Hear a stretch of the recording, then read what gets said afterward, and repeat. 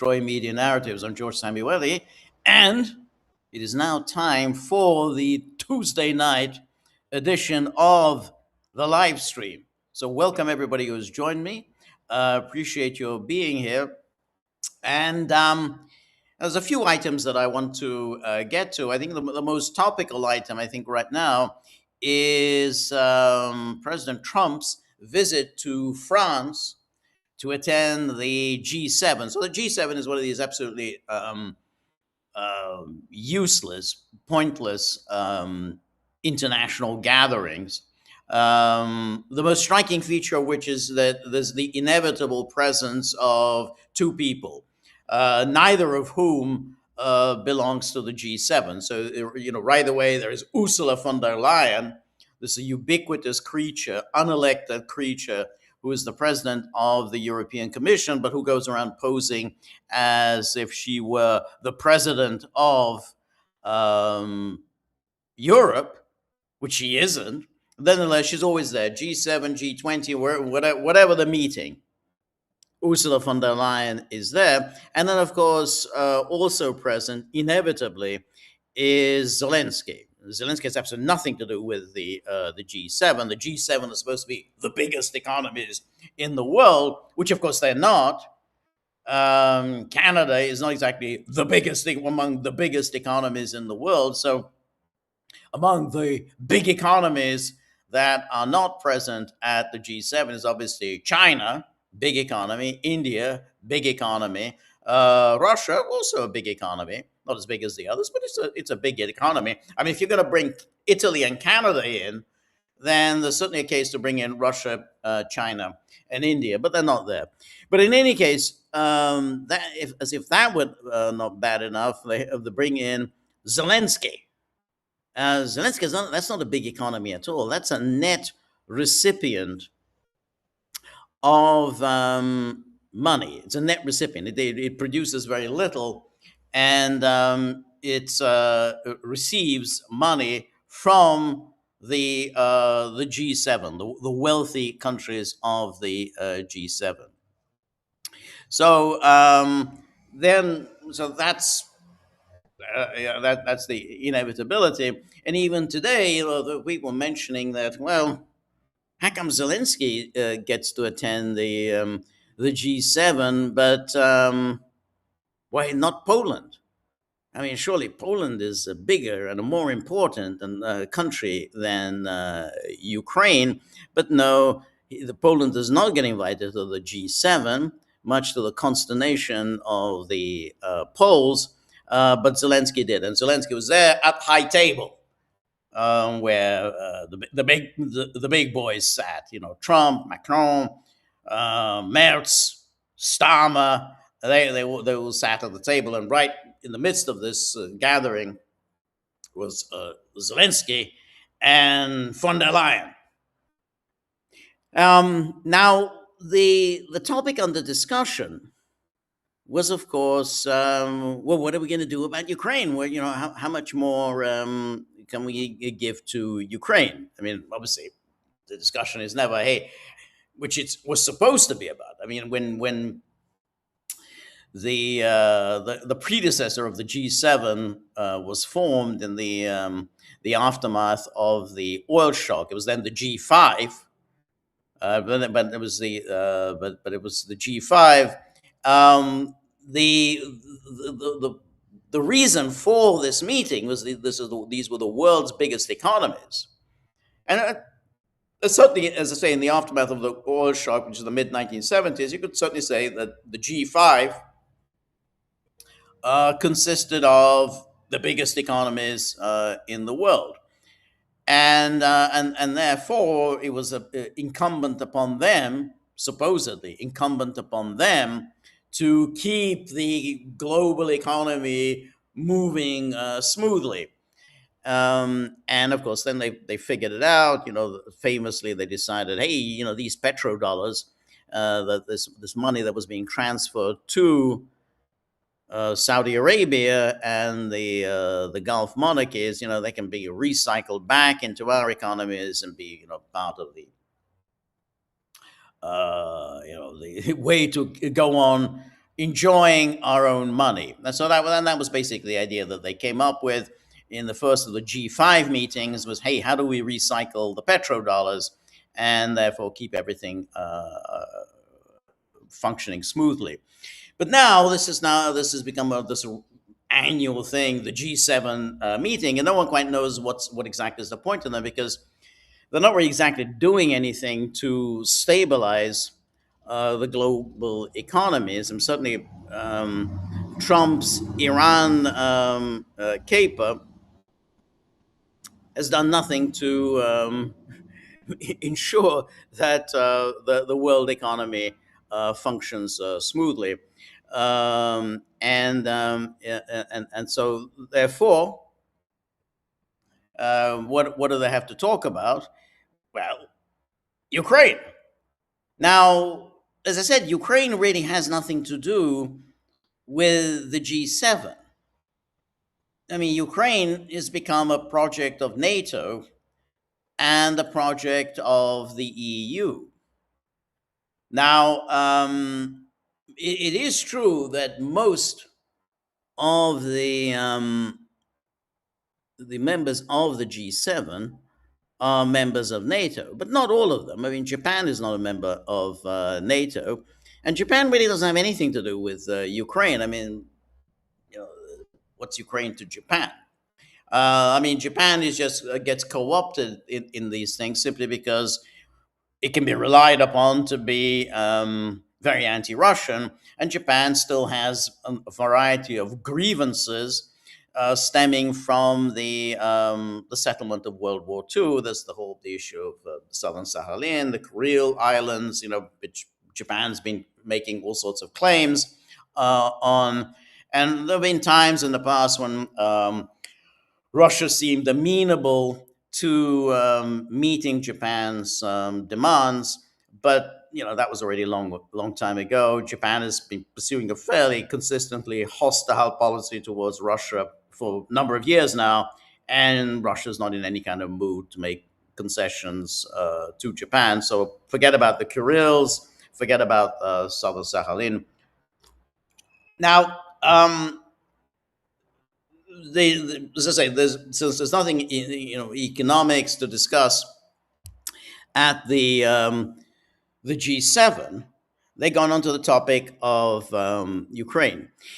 The thing about you got to keep in mind when we talk about these countries like Germany, France, Italy, that they clearly were not particularly happy with Trump's policy on Iran. That's not because they're peaceniks or anything like that. It's not that they're against war and they don't think it's right to pick a fight with Iran. They don't think it's right to bomb Iran for no reason. But they were unhappy about any kind of a distraction from Ukraine. I mean, they have one idea and one idea only in their mind, which is to continue this war with Ukraine. Ukraine. That's all they can think about. And of course, that's what happened today. And particularly even in the media coverage, which was, well, we're going to be Ukraine. What are they going to do? What can we get Trump on board for Ukraine? How we can handle Trump on Ukraine? Can we get Zelensky talk about? He'll talk to Zelensky, and he'll be maybe Zelensky can persuade Trump to be more forthcoming on Ukraine. And that was really pretty much the only topic under discussion. Is that of Ukraine. Now, the way the media presented it was that, well, that I mean, it's always that somehow the Europeans, the EU, of course, in general, but the European members of the G7 in particular, are interested in bringing peace to Ukraine. They're bringing peace, but apparently Trump isn't. And the way to bring about peace, according to their perverse logic, is to apply pressure on Russia. I mean, we have this all the time. Well, the way to do it is to apply pressure on Russia. And then, of course, this is repeated endlessly by von der Leyen, Callas, Donald Tusk, and in the EU, but of course, Merz, Macron, Starmer, they repeat the same thing.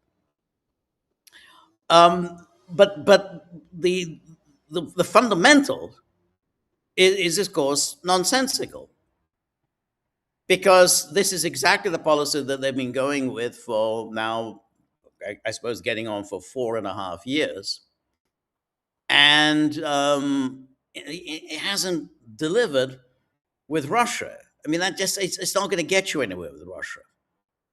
I mean, whatever you think about Russia and what Russia did in Ukraine, just simply applying pressure on Russia isn't going to force any concessions. That's just not the way Russians are wired. They've never been wired that way. But nonetheless, it's Europe, NATO is just kind of a one-trick pony. Oh, we'll just apply more pressure. So the Europeans, as per usual, they went into the G7 meeting with Trump with the plan to apply pressure on Trump in order to get him on board for their plan to, yes, apply more pressure on Putin, and in particular on the issue of the sanctions waivers. So as you know, Trump, who had been reluctant to impose sanctions on Russia, during the first year of his presidency, then changed his mind and then imposed sanctions on Lukoil and Rosneft some months before the start of the war against Iran. Then, of course, after the start of the war on Iran, there was a shortage of oil and gas on world markets, and then the Trump administration lifted the sanctions, and so the sanctions waivers for Russia. So I'd say, okay, Russia can now sell its oil and gas. Forget about the sanctions we had just imposed on them.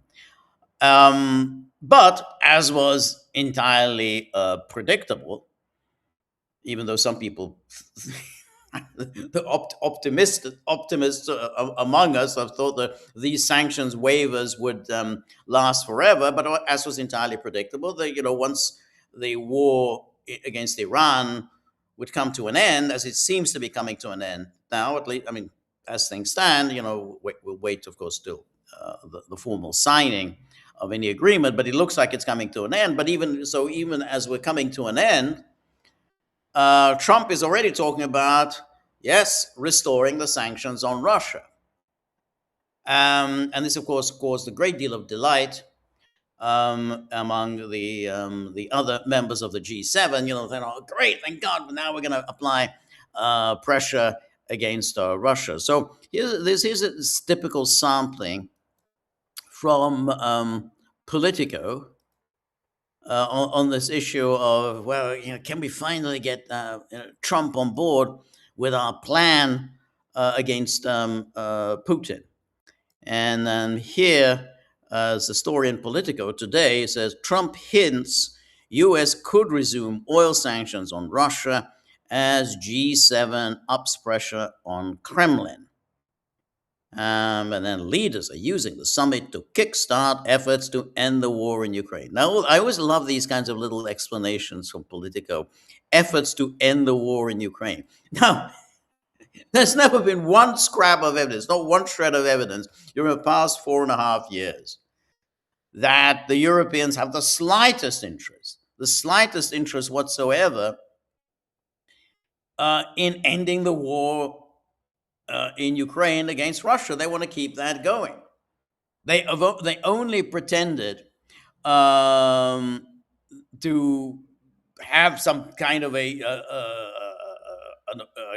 pro-peace position only only after Trump came to power. Up until then, they had no interest whatever, none, no interest in negotiating with Russia. So for all that time, from 2022 through to early 2025, there was not one move from the Europeans to negotiate with Russia. But then when Trump arrived in January 2025, and he seemed to be talking then about, well, I'm going to bring this thing to an end, we're going to end it. So Trump seemed to have very few ideas on how to end it.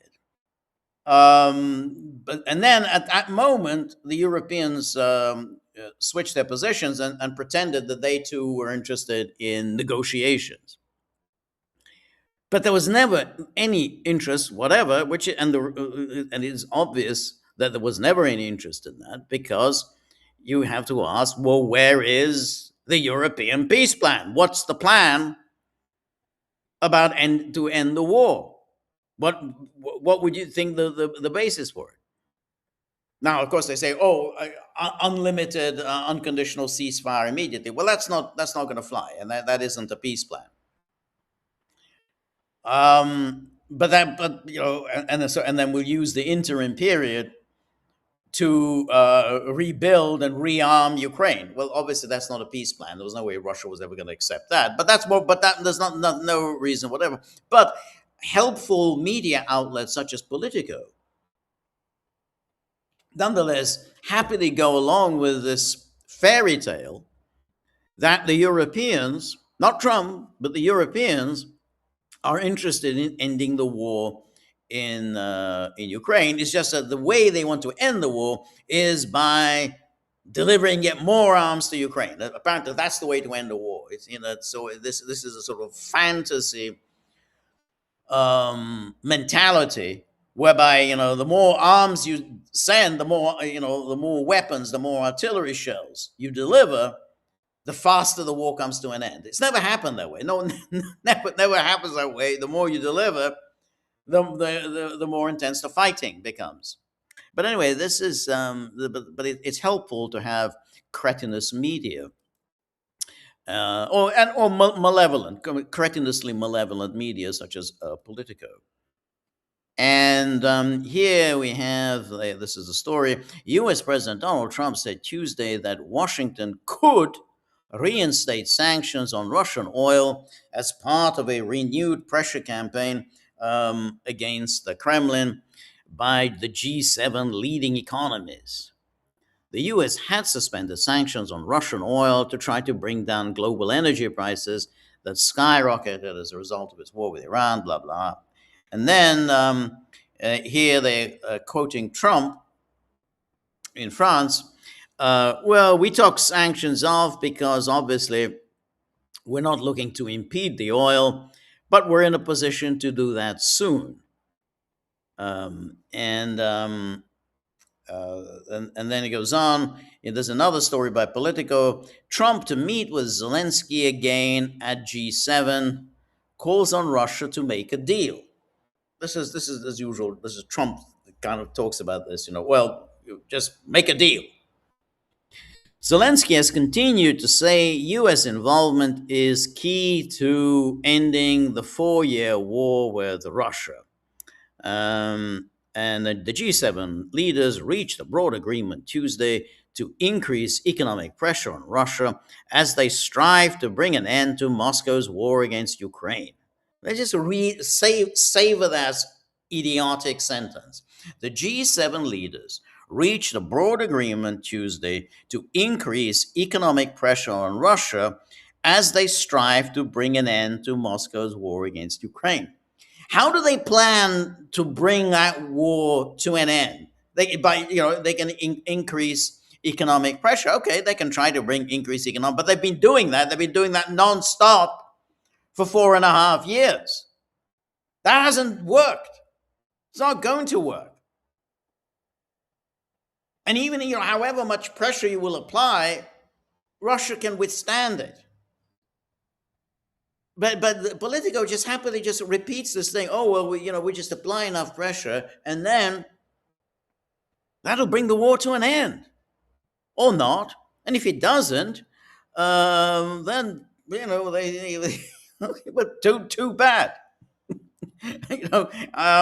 We'll just say, well, we're going to do it again. Um, but anyway, so and then so the leaders had a working meeting with the Ukrainian president earlier in the day. The political agreement, which lacks specifics, would mark a shift for the United States, which in recent months has waived some of the sanctions it had in place targeting President Vladimir Putin's oil revenues. The White House did not immediately respond to a request for comment, but Trump, during a later bilateral meeting with the president of the UAE, appeared to suggest that the US could let lapse the waiver on Russian oil sanctions, which will expire on Wednesday. The president didn't provide a timeline, but said the administration could make that move at some point. Soon, we'll be able to do that because the oil is now flowing, Trump said when asked if the US planned to increase sanctions on Russia. We took sanctions off because obviously we're not looking to impede the oil, but we're in a position to do that soon. He throws them a bone, that hey, we're going to do that, and they're relieved. Oh, thank you, thank you, thank you. We can go on. We can apply the pressure on Russia because that it's sure to work, along with our 21 round of sanctions. Anyway, here's another story in Politico. Trump is turning his attention back to Ukraine. Okay, oh, that sounds good. But here, as the headline goes on, and Kiev's allies are worried. Damn. Yeah, and here you would thought that, they'd be happy. No, they're worried. Apparently, Trump's role should be just to do what the Europeans want. Kiev's allies want the United States to join their strategy of maximal pressure on Russia. It's not clear if Trump is on board. It's very, I always like it. It's very interesting, this phenomenon. And I found it very noticeable earlier this week. Particularly, more like today, that it's other countries, particularly the Brits, who are always the most disgusting. As we'll come to that subject in a minute. But the Brits, who are always very, very belligerent, they always want somebody else to do their fighting for them. That's the way they've always been. But the British are today blustering and hollering that somehow Trump has given away the store to Iran. That he's caved to the Iranians, and they're thumping their fist on the table. All sorts of idiots like Andrew Neil. I mean, people who know British journalism will know this blowhard, phony Scotsman called Andrew Neil, who used to work for Rupert Murdoch for many years, and he's the one who's now foaming at the mouth on Twitter about how Trump has given away the store on Iran. What is particularly nauseating in these kinds of utterances is this bland assumption that the United States is there to function as the Brits or the Europeans' armed force. They're there to go ahead and fight wars on behalf of the Brits, fight wars on behalf of the Europeans. That's why they're so angry. Well, why aren't you fighting against Iran? Why aren't you bombing Iran? We're not going to do it. But we'll hold your jacket while you do it. But something similar is the case here on with Ukraine, which is this demand that somehow the United States takes up the war against Russia. So in other words, the United States, if you're not fighting Iran, then you need to be fighting Russia, and preferably you should be doing it at the same time. Don't go soft on anything. Just keep moving. You fight Fight Russia one day and then fight Iran the next day. And we'll look out. So here they are, these Europeans who apparently they're not happy, even though Trump says, I think I might end the sanctions waivers for Russia. That's not enough. No, we want a much bigger commitment from you to Ukraine because it matters so much to us. Our own people don't matter, one bit to us. I mean, we absolutely couldn't care less about anyone in Europe. But the thing that we really, really, really care about is Ukraine. That's why we've got Zelensky sitting at high table, next to Macron and Merz and Trump. Anyway, here then his, it's not clear if Trump is on board. He's supposed to be on board. And then he says, Kiev's allies are scrambling to avoid a blow up with US President Donald Trump at the G7 summit as he emerges from the Iran crisis and turns his attention back to the Russia-Ukraine war. Think, oh, good. No, it's bad. He's not quite on board with our plan. Trump was all smiles as he arrived in France a day after his birthday, telling reporters that everything was nice before heading into a cordial meeting with French President Macron. Then the US president vowed to use his newfound bandwidth. What the hell does that mean? I don't understand this jargon. This newfound bandwidth to settle the war in Ukraine, which he had previously promised to end within 24 hours of taking office during the 2024 election campaign. And then here's Trump saying, well, now that this is finished, we are going to be focusing on that and see if we can get that one done. Trump said, sitting alongside Macron. 25,000 people a month are dying, mostly soldiers. That shouldn't happen. Okay? And then Politico chimes in portentously. These words aren't reassuring for Ukraine's main backers in Europe. Well, one should always say, if you're the Ukraine's main backers, I mean, if you care that much about Ukraine, you really need to go and fight on the front. Enough of this backing and we've got to stand with Ukraine. No, don't stand with Ukraine. Go fight in Ukraine. Don't just stand around and try to get money to Ukraine. You have to go and actually fight. But then say, well, in the political, the Ukraine's main backers. No, don't content yourself with backing. Just you need to go and fight. And so here, they're the ones who they're not reassured.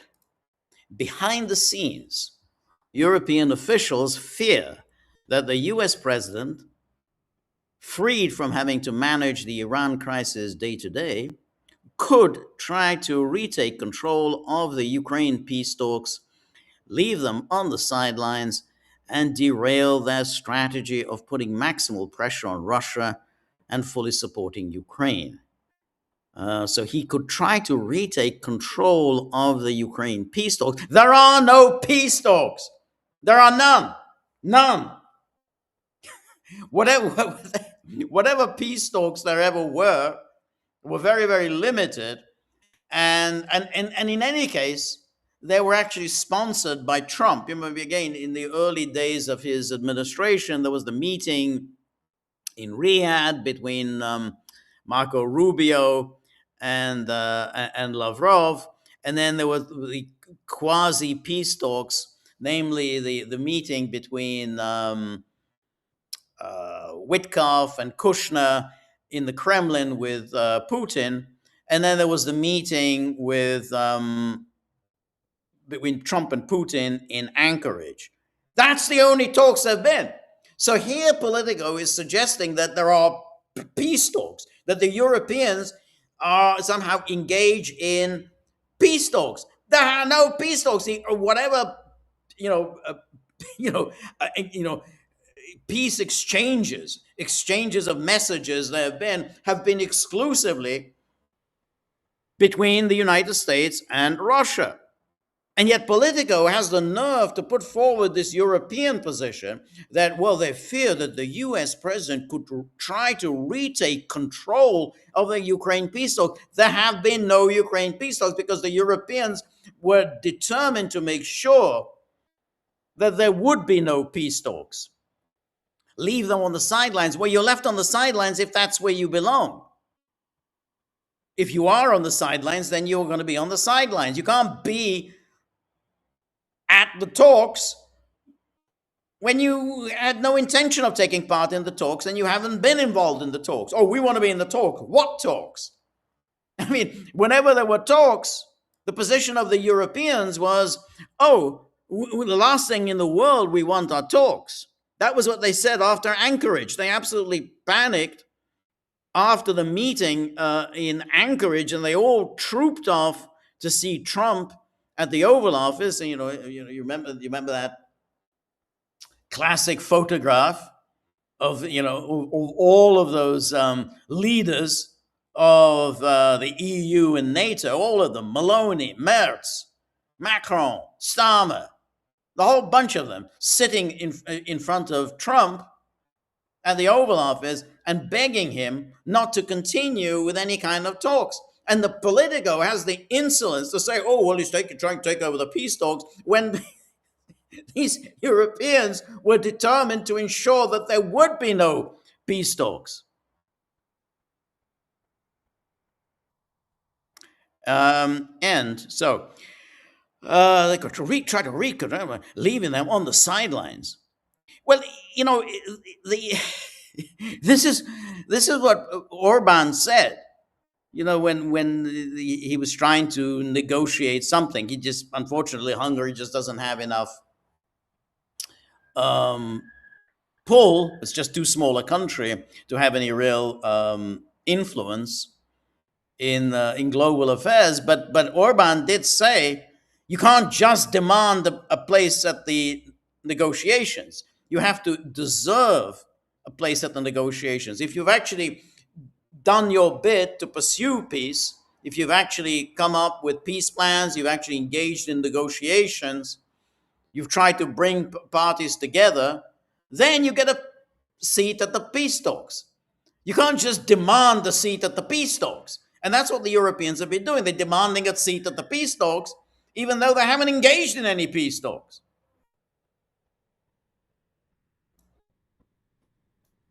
And so that's right. And then here, they're quoting an EU diplomat. Having Trump be distracted was not necessarily a bad thing. Oh, yeah, so Trump isn't distracted anymore. He might start paying attention to Ukraine. We don't want him paying attention to Ukraine. We just want to go on with our little war. Speaking to reporters on Monday, Ursula von der Leyen said that boosting financial support to Ukraine should be at the top of the G7 agenda.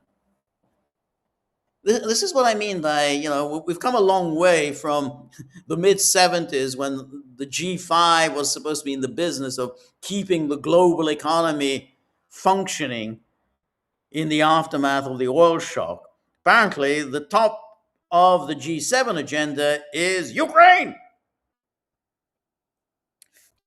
Europe keeps up its unwavering support to Ukraine, von der Leyen said, noting that the bloc's 90 billion euro was covering 2/3 of Kiev's financial needs for this year and the next. For the remaining third, we need Ukraine's partners to step up.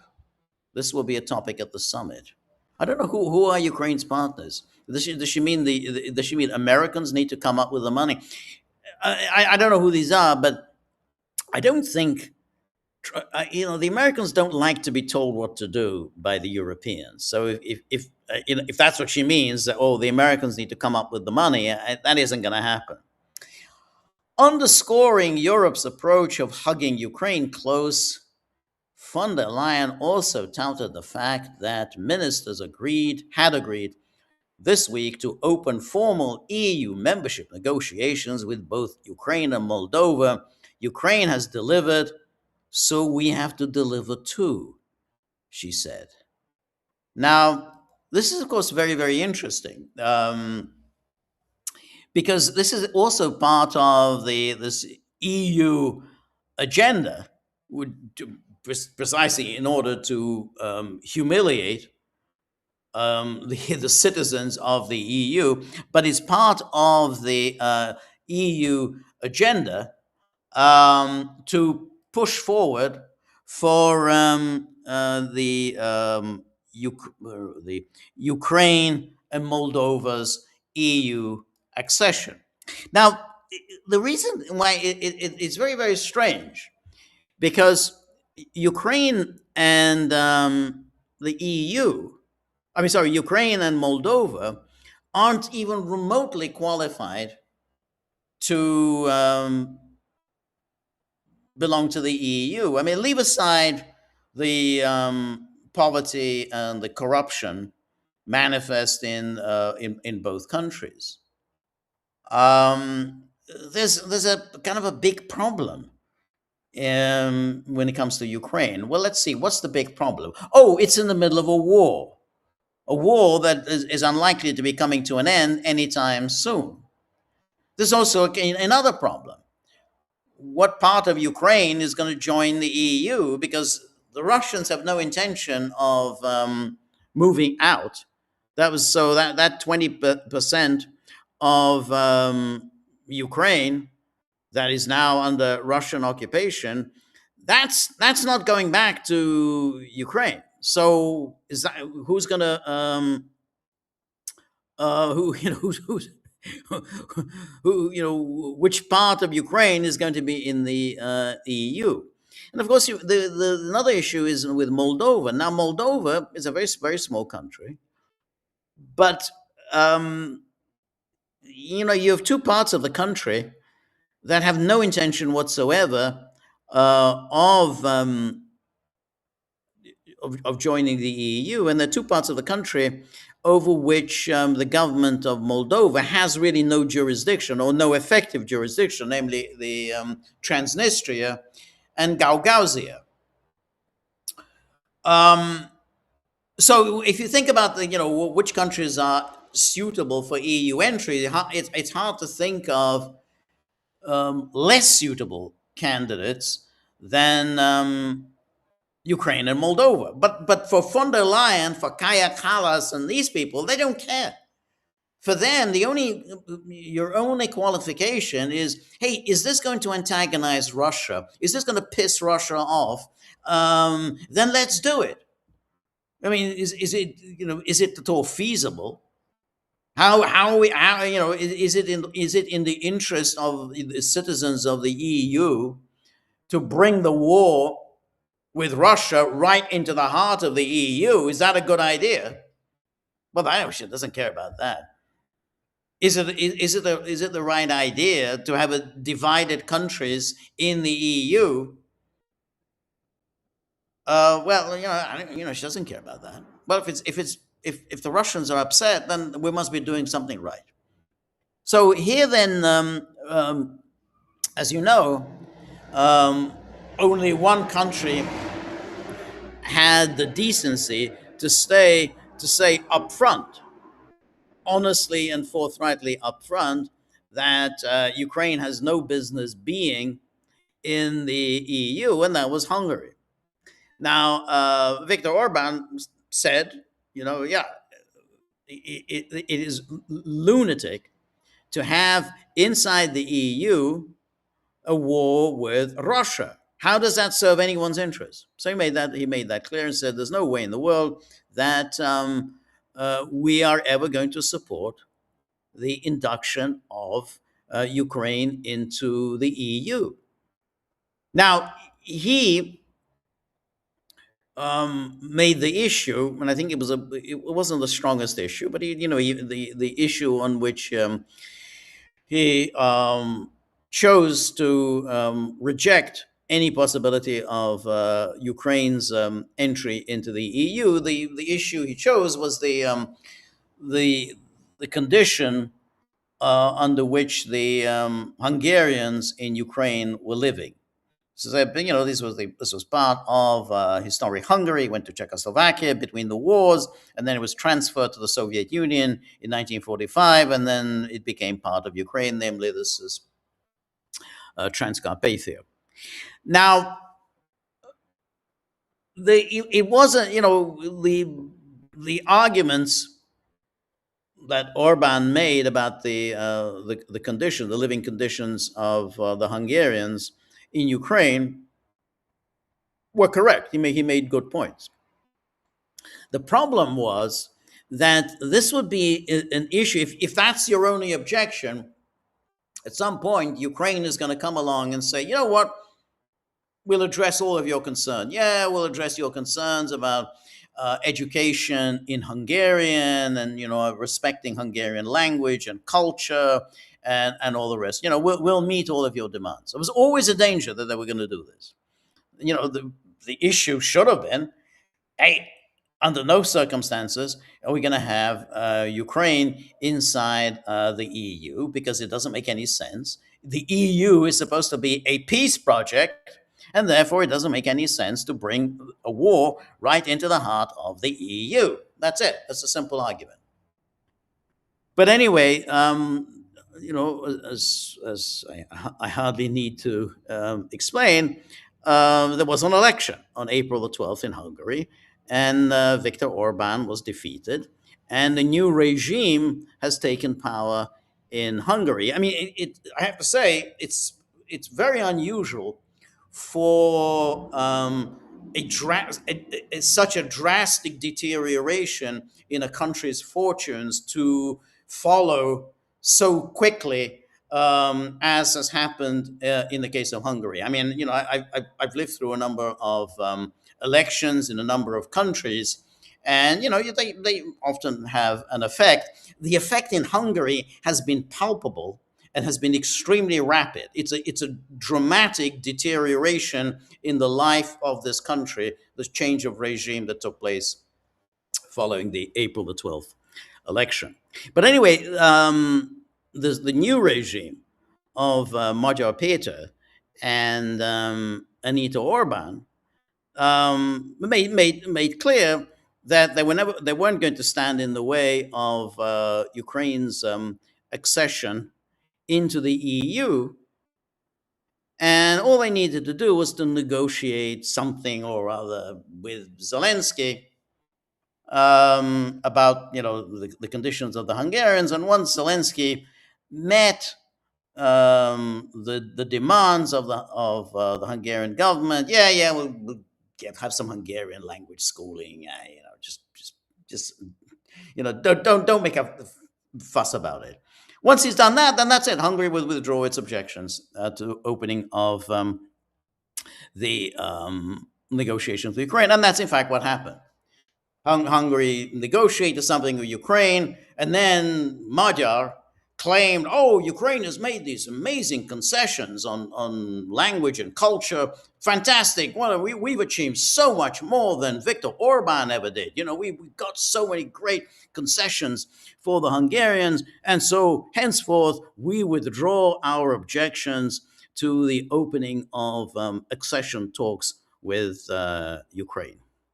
Now, one should say right away that Ukraine hasn't even bothered to confirm any of the claims being made by the Hungarian government. They've issued no document, they've issued no plan of action, they've done nothing to suggest that they intend to make any concessions to Hungary on on the language and cultural rights of the Hungarian minority in Ukraine. None. They haven't even, there's no pretense whatsoever.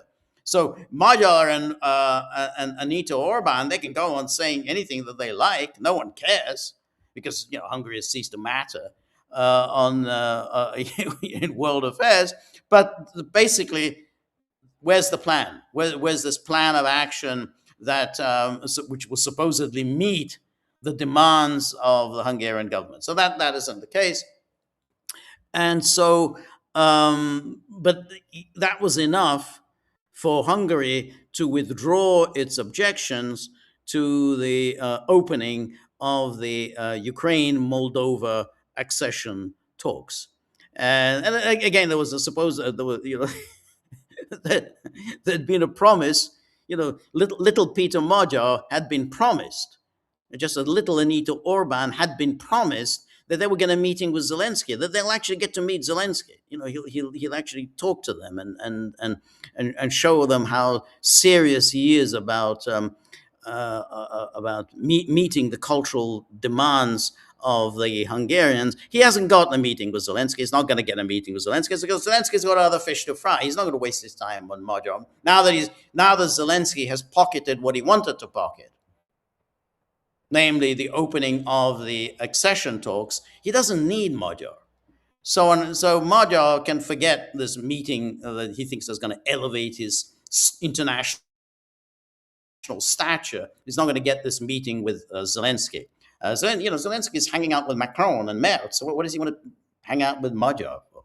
Anyway, so on Monday, they began the negotiations for Ukraine and Moldova's accession, and of course, this was greeted with the familiar hosannas and excitement about this new era in Europe, this fantastic expansion, enlargement of the EU. And here, and the thing it was the moment Hungary withdrew its objections. Here was a statement issued by von der Leyen and then the European Council President Antonio Costa. Antonio Costa is one of these strange figures that it's hard to know anything about him. I mean, the president of the EU Council is supposed to be senior to the president of the EU Commission, but in practical terms, I mean, he's kind of there. I mean, I just see him in various photo ops, but it seems like it's von der Leyen who runs the show. Anyway, here's the statement that they issued to open the first accession negotiations cluster with Ukraine and Moldova. Today, the European Union took a major step forward. All member states agreed to open the first accession negotiations cluster with Ukraine and Moldova. At the first intergovernmental conference on Monday, we will open the cluster on fundamentals, the backbone of the accession process. It covers core values. Oh well, I love it when we especially when we're on the subject of values. It's the subject that's closest to my heart. The core values and principles on which the EU is built. What are these core values and principles on which the EU is built? From the rule of law to strong democratic institutions. Now, Zelensky has not had elections in Ukraine since 2019. So it's now more than 7 years have elapsed since the last elections in Ukraine. More than 2.5 years have elapsed. So around 2.5 years have elapsed since he was supposed to hold elections. He has no intention of holding any elections, and no one is demanding that he hold elections. So those are part of our democratic values. Now, in the case of Moldova, it's very, very interesting because, of course, we've covered this extensively. The EU helped Maya Sandu to steal those elections. One election after another was stolen by Maya Sandu. They knew perfectly well she's very unpopular in Moldova. They knew she was going to lose. So how do you steal an election? Well, you just simply ban political parties from running. Well, how do you ban political parties? Well, you just scream Russia, Russia, Russia, Russia, Russia, and then you just ban political parties, ban political candidates, imprison political candidates, and then if that doesn't work, and clearly in the case of Maya Sandu it didn't work, then they just simply disenfranchise. They disenfranchise the Moldovan diaspora in Russia. They couldn't vote. So there were only 2 voting places in Russia during the elections last year. And in each of those two voting places of the Moldovan consulates, there were only 5,000 ballot papers were printed. Well, since there are several hundred thousand Moldovan expatriates living in Russia, it meant that the overwhelming majority of the Moldovans living in Russia could not vote. Well, then that's how you win an election. And so those are the core values of the EU, which is you steal elections.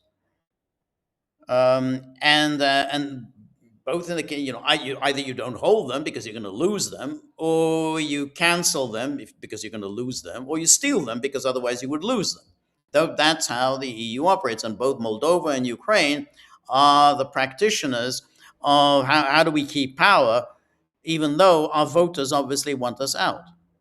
These are the core EU values. And so the core values, and I just love reading this. I'm going to read this again. It covers the core values and principles on which the EU is built, from the rule of law to strong democratic institutions. Von der Leyen herself is completely undemocratic. I mean, the idea of having her as somehow the president of the EU, somebody who hasn't been elected to anything, is all democratic.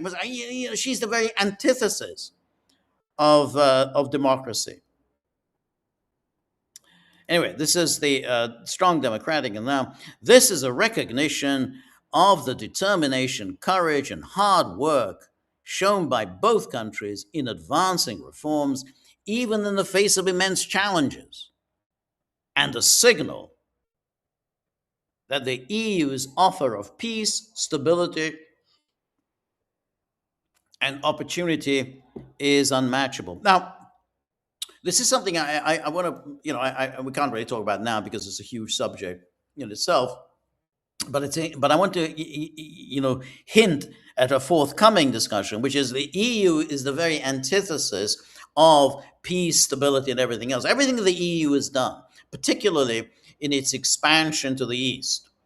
And we see this in Moldova, we see it in Romania, we see it in Ukraine, we see it in Georgia, we see it in Armenia, in country after country. What the EU does is bring strife, civil war, economic chaos, canceled, stolen elections, and then the only way the EU can continue in this operation is by screaming Russia all the time.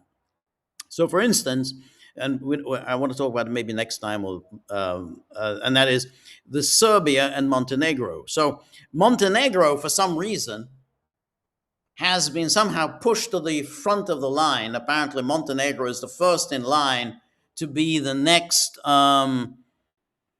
candidate member of the EU. So after there hasn't been any new EU members now for I don't know, 15 years or something like that. But they're saying that Montenegro is next in line to be a member of the EU. Now, by doing that, they have essentially provoked a conflict between Serbia and Montenegro. And that, of course, was the very intention of doing it.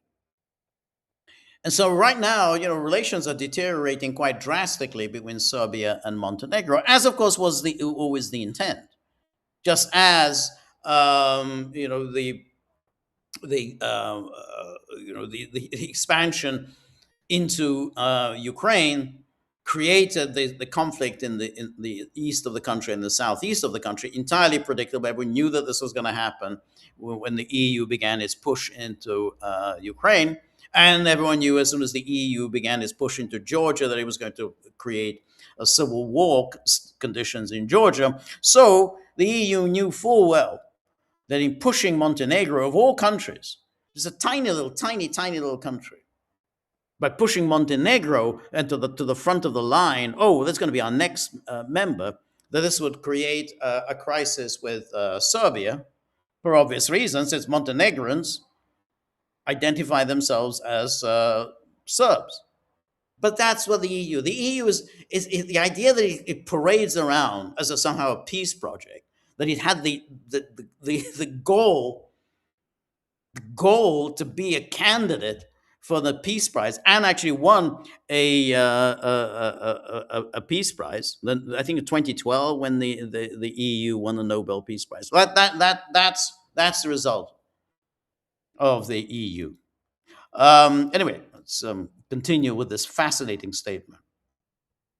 This is a recognition of the term current signal EU's peace, stability, and now enlargement is a strategic choice. By bringing our nations closer together, we strengthen peace, security, and prosperity across our continent. In a world marked by growing uncertainty, a larger European Union is our common interest. Why? Well, I mean, it's a lot of baloney here. You're not bringing in nations closer together. Then, that's the last thing you're doing. Um, and enlargement remains one of the EU's greatest success stories and our best investment in our shared future. So that was that. And then von der Leyen issued yet another statement. Today, the European Union took another major step forward. All member states agreed to open the first accession negotiations cluster with Ukraine and Moldova. As the first intergovernmental conference on Monday, we will open the cluster on fundamentals. This. It always sounds very, painful. We will open the cluster on fundamentals. It's like you're getting. It's like it's a very unpleasant medical examination. Opening up the cluster on fundamentals, the backbone of the accession process. You don't want to be involved in any of that. It covers the core values and principles on which the EU is built, from the rule of law to strong democratic institutions. And then Kaya Kallas naturally chimes in. Ukraine and Moldova took a decisive step towards joining the EU. Opening the first cluster of EU accession negotiations, a major milestone. Both countries have delivered on difficult reforms under extraordinary circumstances. Their membership will make Europe stronger. And then she chimes in with this Montenegro. Montenegro cemented a front-runner position in the EU accession process by closing another 2 chapters in its negotiations. Ukraine, Moldova, Montenegro's future lies in the European Union. And then again von der Leyen today, the EU is behind you, dear Zelensky. Today, tomorrow, as long as necessary. Yesterday, we made history by opening the first accession negotiation cluster on fundamentals, and the first disbursement of the 90 billion euro support loan is imminent, with a strong focus on drones and defense capabilities. So just keep the war going. So this is fantastic. This is the peace project. EU is the peace project. Nobel laureate EU. Here's 90 billion euros to play with. Strong focus on drones and defense capability. You and the Ukrainian people are doing extraordinary efforts on the battlefield. On the battlefield. And why isn't von der Leyen on the battlefield? I absolutely find it outrageous.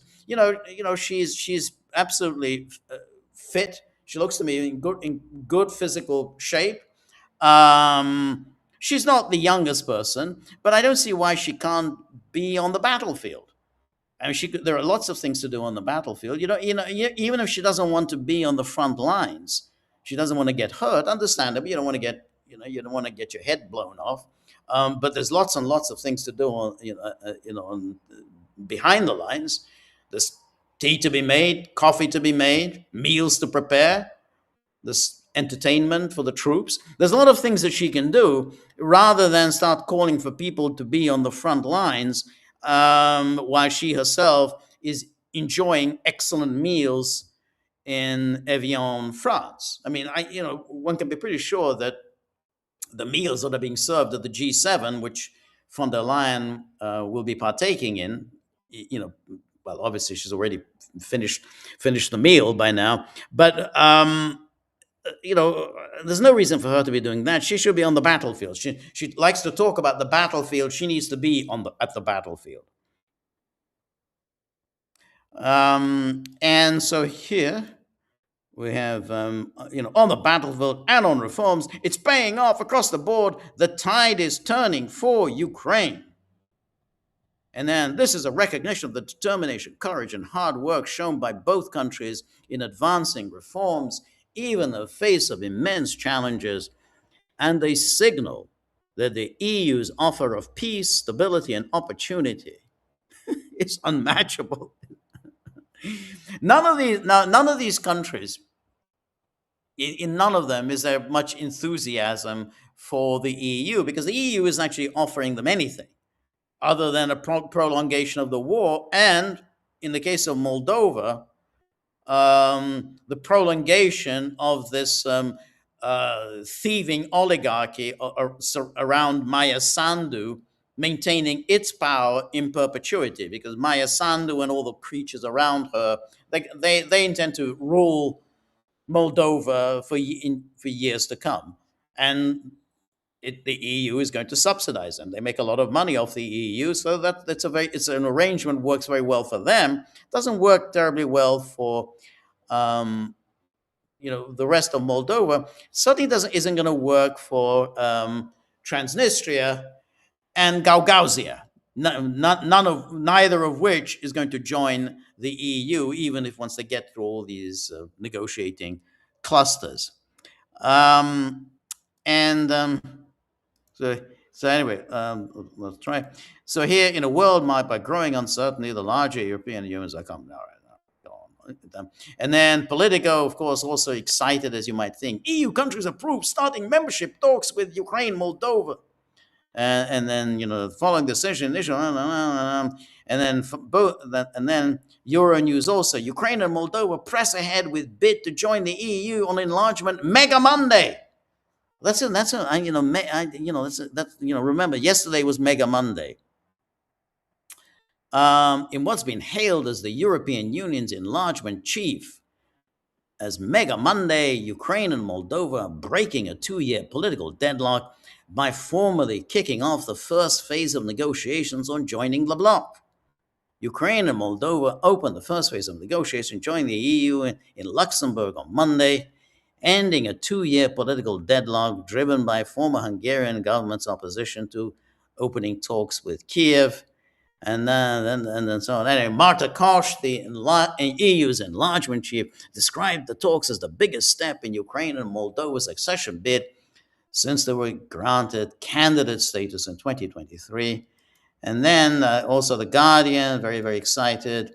And so here, also blaming everything was on Hungary. The election of a new Hungarian government in April paved the way for EU member states to agree unanimously last Friday to open the first cluster. And then, this is very, very interesting. On this very day on which they open these negotiations, just to celebrate the opening of this historic opportunity, the opening of these negotiations, the EU happily steps in just to show how much it supports Maya Sandu and the government in Moldova. It happily steps in. Is there anything we can do for you? Yeah, could you sanction all of my political opponents in the country? Well, by all means, just tell us who they are, and we'll sanction them. And so, on the day in which this historic day that they're opening up these negotiations to begin the induction process, on that very day, the EU announces sanctions against Maya Sandu's political opponents in Moldova. And so here is Republic of Moldova Council lists 6 individuals for actions destabilizing the country. It's very interesting. I mean, you sanction 6 individuals, whatever destabilizing a country means.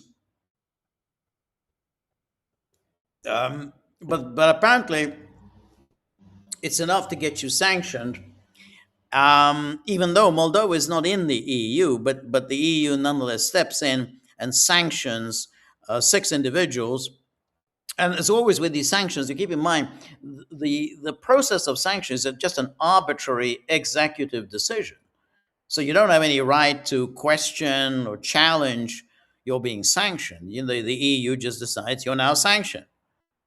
Forget about drawing any money on your bank account or anything. Anyway, here they said the six individuals for actions destabilizing the country.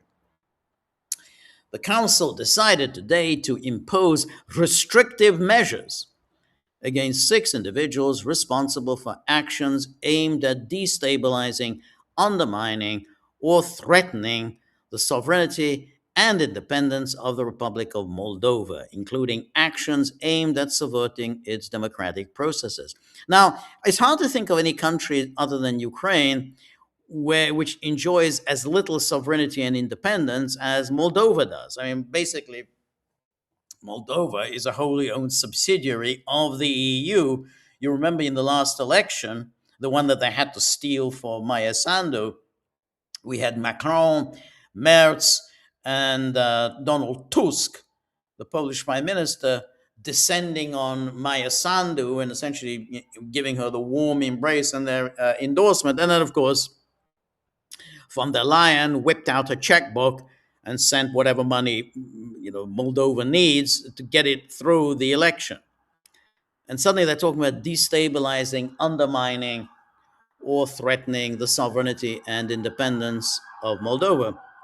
And then they say today's listings include members of successor entities to the outlawed Shore political party and close associates of the EU listed Ilan Shore. They have been actively involved in Russian funded operations. It was always great when they make these assertions and then Politico, The Guardian, and Western media generally repeat them that they are Russian funded operations. They have no idea. But MI6 tells them it's Russian funded. Oh yeah, it's Russian funded. Aimed at disrupting the parliamentary elections in September 2025. That's the one that we stole. By coordinating vote buying schemes and disinformation campaigns. Disinformation, that's a good one. Some of the sanctioned individuals also linked to EU listed Evrazia, a Russian based non governmental organization which recruitment, training, propaganda, dissemination, and field, in which, I guess, recruitment, training, propaganda, dissemination, and field networks were organized. And then, notably, the council is listing Irina Vla, the leader of the Inima Moldova party, for her active role in organizing a paid election rally in July 2025, feigning public support for the newly formed patriotic political bloc. What does any of that mean? Feigning public support for the newly formed patriotic political bloc. She organized a political rally in July 2025. I thought that was all part of the European values. Anyone can hold a rally. But apparently, the last thing you want to do is hold a rally that's critical of the government, feigning public support. So whoever was there, they were just feigning it. It wasn't genuine. The people there, this was not genuine public support. We decide what is genuine public support. Feigning public support for the newly formed patriotic political bloc. Vla repeatedly undertook visits to Moscow in the run-up to September 2025 parliamentary elections, meeting with high-ranking Russian officials to receive electoral coordination instructions. And you know this how? Then I always just love it. They just make all of these assertions, which even if, let's say, it's true, and I don't believe anything that the EU says, even if it's true, you say, okay, well, and so what? Are we at war with Russia? I mean, if just are we at war with Russia? So doing these things, was that somehow treating with the enemy? You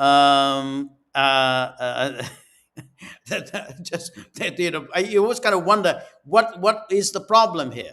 But they say they always make these dark hints at something very, very untoward was going on. You went to Moscow, and what did you do in Moscow? Well, she met senior officials who were these senior officials, and apparently they gave her some kind of um, uh, dark, dark orders. So she would, receive electoral coordination instructions. Among those listed is also Anton Tregub, a Russian curator for the Moldova Mare political party, coordinating its electoral campaign by encouraging bribery and corruption. Oh, the EU knows something about bribery and corruption. Yeah, yeah, quite. The party was excluded from participating in the elections because of illegal financing and voter buying. Well, of course, it was excluded from participating in the elections. I mean, that's the whole point. If it's an opposition party, then by definition, it has to be excluded from the campaign, and the EU is there to provide its endorsement. Yes, of course, you can't take part in this election because you're going to take votes away from Maya Sandu. Anton Usov, another Russian national, infiltrated church structures and coordinated an influence campaign by mobilizing priests and instructing them on how their parishioners should vote. Why does it? Why? Okay, I mean, I have no idea what any of that means, but why sanction? He is also responsible for facilitating payments through Russian channels and for systematic collection of personal data during religious events.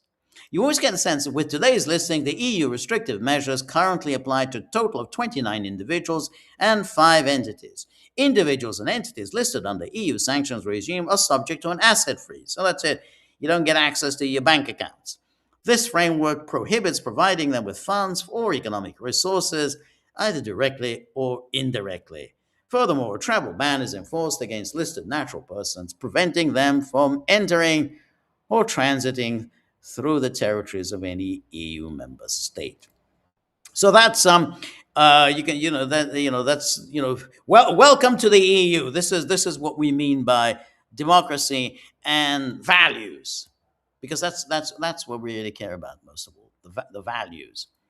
Now, just one other thing that I want to bring up, and and that's the no, it's not it. And that is the case of two-tier care. Now, if you recall, uh, the two-tier care, which is namely Keir Starmer in the UK, he was subject to some very strange. Well, he really wasn't, but there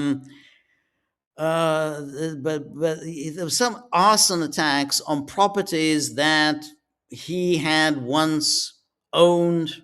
By the way, this was the story of the Ukrainian rent boys, and that somehow a car that once belonged to Keir Starmer, but he had sold it to someone else, had been attacked in an arson attack. It was a very strange case, and no one could quite figure out what the hell is any of this is about. But those of us who are kind of have been watching this kind of thing for many years knew that at some point, we are going to learn that these arson attacks were orchestrated by, yes, Russia. And that is, in fact, what's happened. So yesterday, the court came in with some guilty verdicts against a couple of Ukrainians. So 3 Ukrainian boys were put on trial. 2 of them were found guilty. 1 was acquitted. But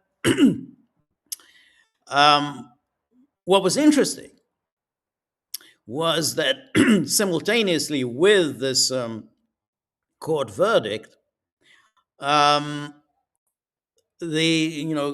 media outlets in the UK ran with stories about Russian involvement in this case. Now, as always, when we get to Russia Gate, we talked about the Russian interference and the Brexit referendum, Russian interference in the 2016 election in the U.S., and then we had the Skripals and everything else.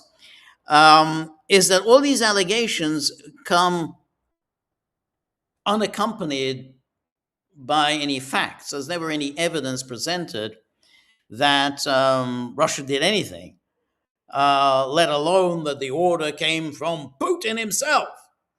Your first question is always, well, why would Putin or any Russian want to set fire to a car that Keir Starmer had once owned but now had sold? But it doesn't really matter, because with the media, and particularly the UK media, is among the worst, most hysterical, the stupidest. But when it comes to the UK media, all you have to do is just keep screaming Russia, and everyone's just going to buy it. In a way, this was always the case. I mean, there was an obsession. Even when I was growing up, the because there had been the spy scandal in the early 1950s, when those two British diplomats, Burgess and Maclean, had defected to the Soviet Union. So that was about 1951. And then for years and years, for about a decade, there was the speculation, but who was the third man? Who tipped off Burgess and Maclean that they were about to be interrogated by the security services? Somebody tipped them off. And then there was a lot of speculation that it was Kim Philby. And then Kim Philby himself defected in the early 1960s, so that was about 1963. So from that moment on, so about 1963, so Burgess, Maclean, Philby, they all lived in the Soviet Union. The British went absolutely insane on the whole subject of Soviet espionage. The British were convinced the entirety of the British establishment was on the KGB payroll. And it went on and on for years and years and years. And there was speculation, and we've even talked about this here at the Gaggle. Harold Wilson, the British Prime Minister, was on the Soviet payroll. And then, of course, there was Peter Wright, who wrote that famous book about the investigation of Sir Roger Hollis. He was the head of MI6, and Peter Wright was convinced that Sir Roger Hollis, the head of MI6, was on the Soviet payroll, and it just went on. Anyway.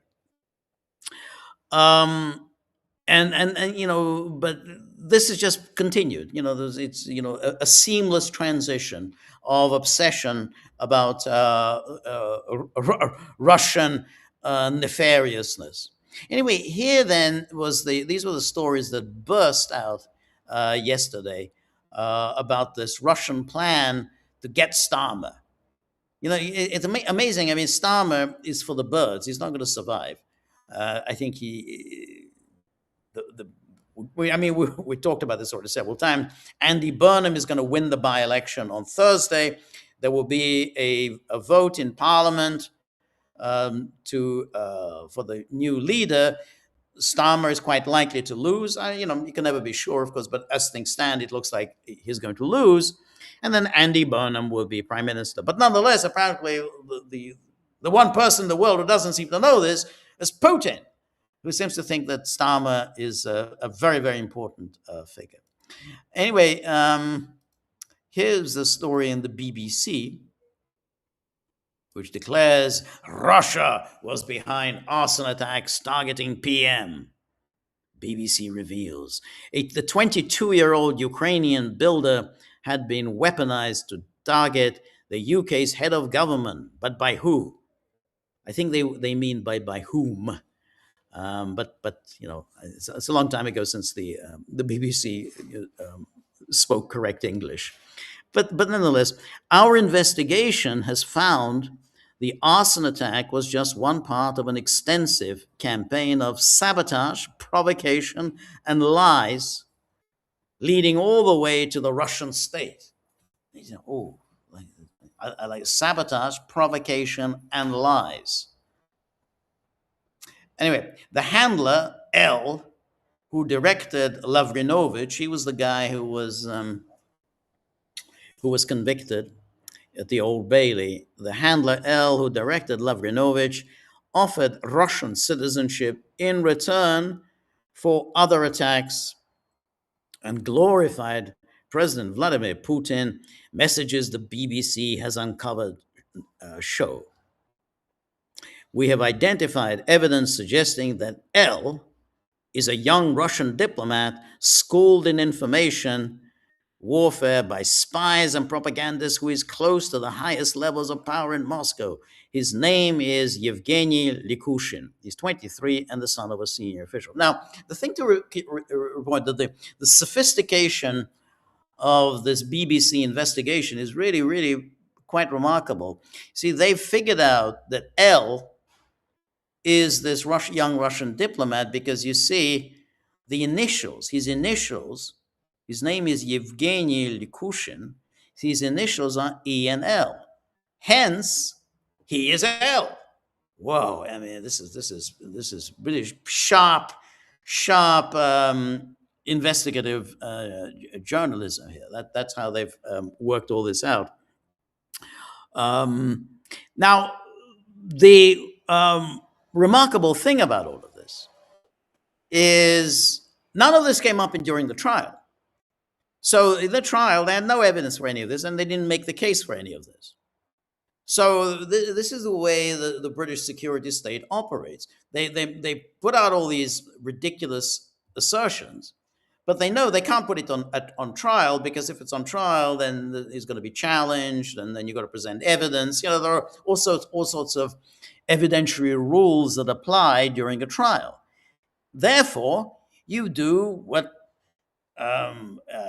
you need to do, which is to go to your journalist, to your favorite journalist, and there's always plenty of hacks on hand whom you can use to launder news. You launder information. You put these stories out there. You didn't put it out there during the trial. You put it out to your favorite people. This is all coming from MI5 or MI6, who the hell knows. They're putting out there where they say, oh, well, we think it's some embassy official. He's the one who's been issuing these instructions, and the instruction being, hey, get Starmer. Well, if that's the case, if this is this young diplomat who is behind all this, those are his initials. Well, why hasn't he been expelled from the country? Why hasn't he been declared a persona non grata? It's very simple. I mean, it's a pretty serious charge that you're making. I mean, the BBC, the Guardian, the Financial Times, they're making quite a serious charge. That a diplomat, 23-year-old diplomat, is working at the Russian embassy in the UK. This 23-year-old diplomat has been issuing instructions and presumably money to attack property that either belonged or had once belonged to the UK Prime Minister. It says, well, don't just publish it in the Guardian, don't just publish it in the BBC or the Financial Times. Act on it. But that's the thing, and that's the way the British media work. They put this out there, and then you get all the reactions, and we can see in a minute how all these blustery reactions from the British political blowhards, including the biggest nitwit of all, Kemi Badenoch, the Tory leader, and then Ed Davey, who's, if anything, even more of a nitwit than she is. They say, "Oh, hey, look what Putin is doing. Putin is doing." Putin is effectively declaring war on Russia. Well, fine. I mean, if Putin is declaring war on Russia, then I think Ed Davey should go and fight Russia. I mean, it's very, very simple. Anyway, if you just continue with this story.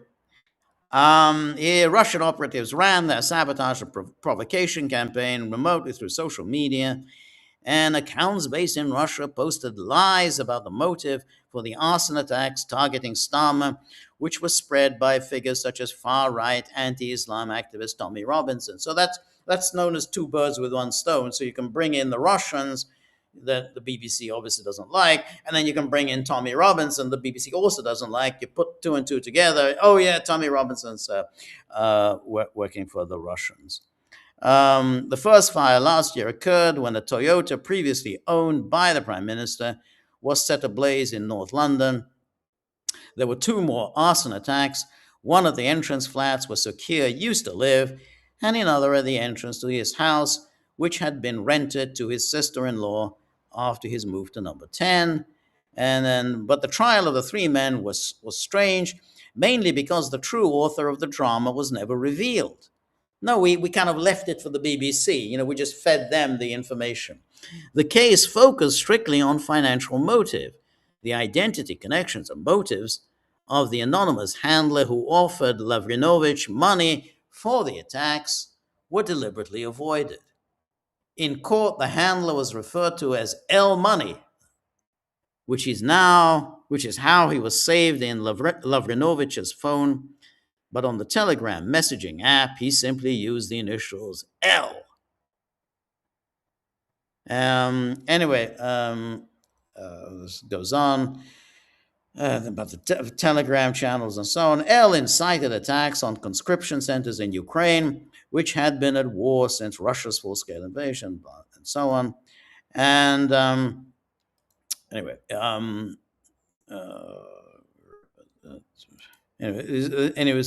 anti-racist organization Hope Not Hate investigated. Well, this is this direct action that supposedly they set up. Its social media channels, which the posters were advertising, featured videos branding Sukir a traitor, promoting hatred of Muslims, and offering money for violence and arson, including attacks on mosque and police. Direct Action also lionized Tommy Robinson. This is war, the group declared. But although Direct Action was fake, it generated real-life attacks. In London, 6 mosques and an Islamic school were vandalized last year after the group offered payment for Islamophobic graffiti. And anyway, anti-racist organization, Hope Not Hate. So you can see the same kind of cast of characters pops up. Hope Not Hate is one of his Soros-funded outfits, works often with governments. I think it's received quite a lot of money from governments.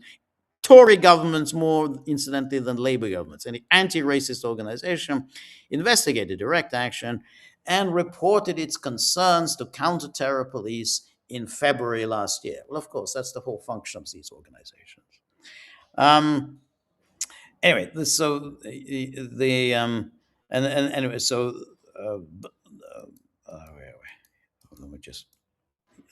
But here, and this is where interesting, after all this gobbledygook from the BBC, they declare Commander Helen Flanagan, head of counterterrorism policing London, said the aim of the attacks was clearly to intimidate and create fear for the Prime Minister and to attack the UK. Okay? But she said police have not been able to prove the identity of L. So the police, this is head of counterterrorism policing London, Commander Helen Flanagan, always a woman, that's a guarantee. In any senior policing position in the UK, it's always a woman, so that's a given. To intimidate and create fear for the Prime Minister. But she said police have not been able to prove the identity of L. So all the BBC talk that L is this person, this young 23-year-old Russian diplomat, or who he was working for, and that we've got no evidence to suggest that this was a state-backed threat. Well, that's a shame. So after all that, she says, well, we've got no evidence to suggest that this was a state-backed threat. However, sources have told us that authorities in the UK and Ukraine have privately concluded.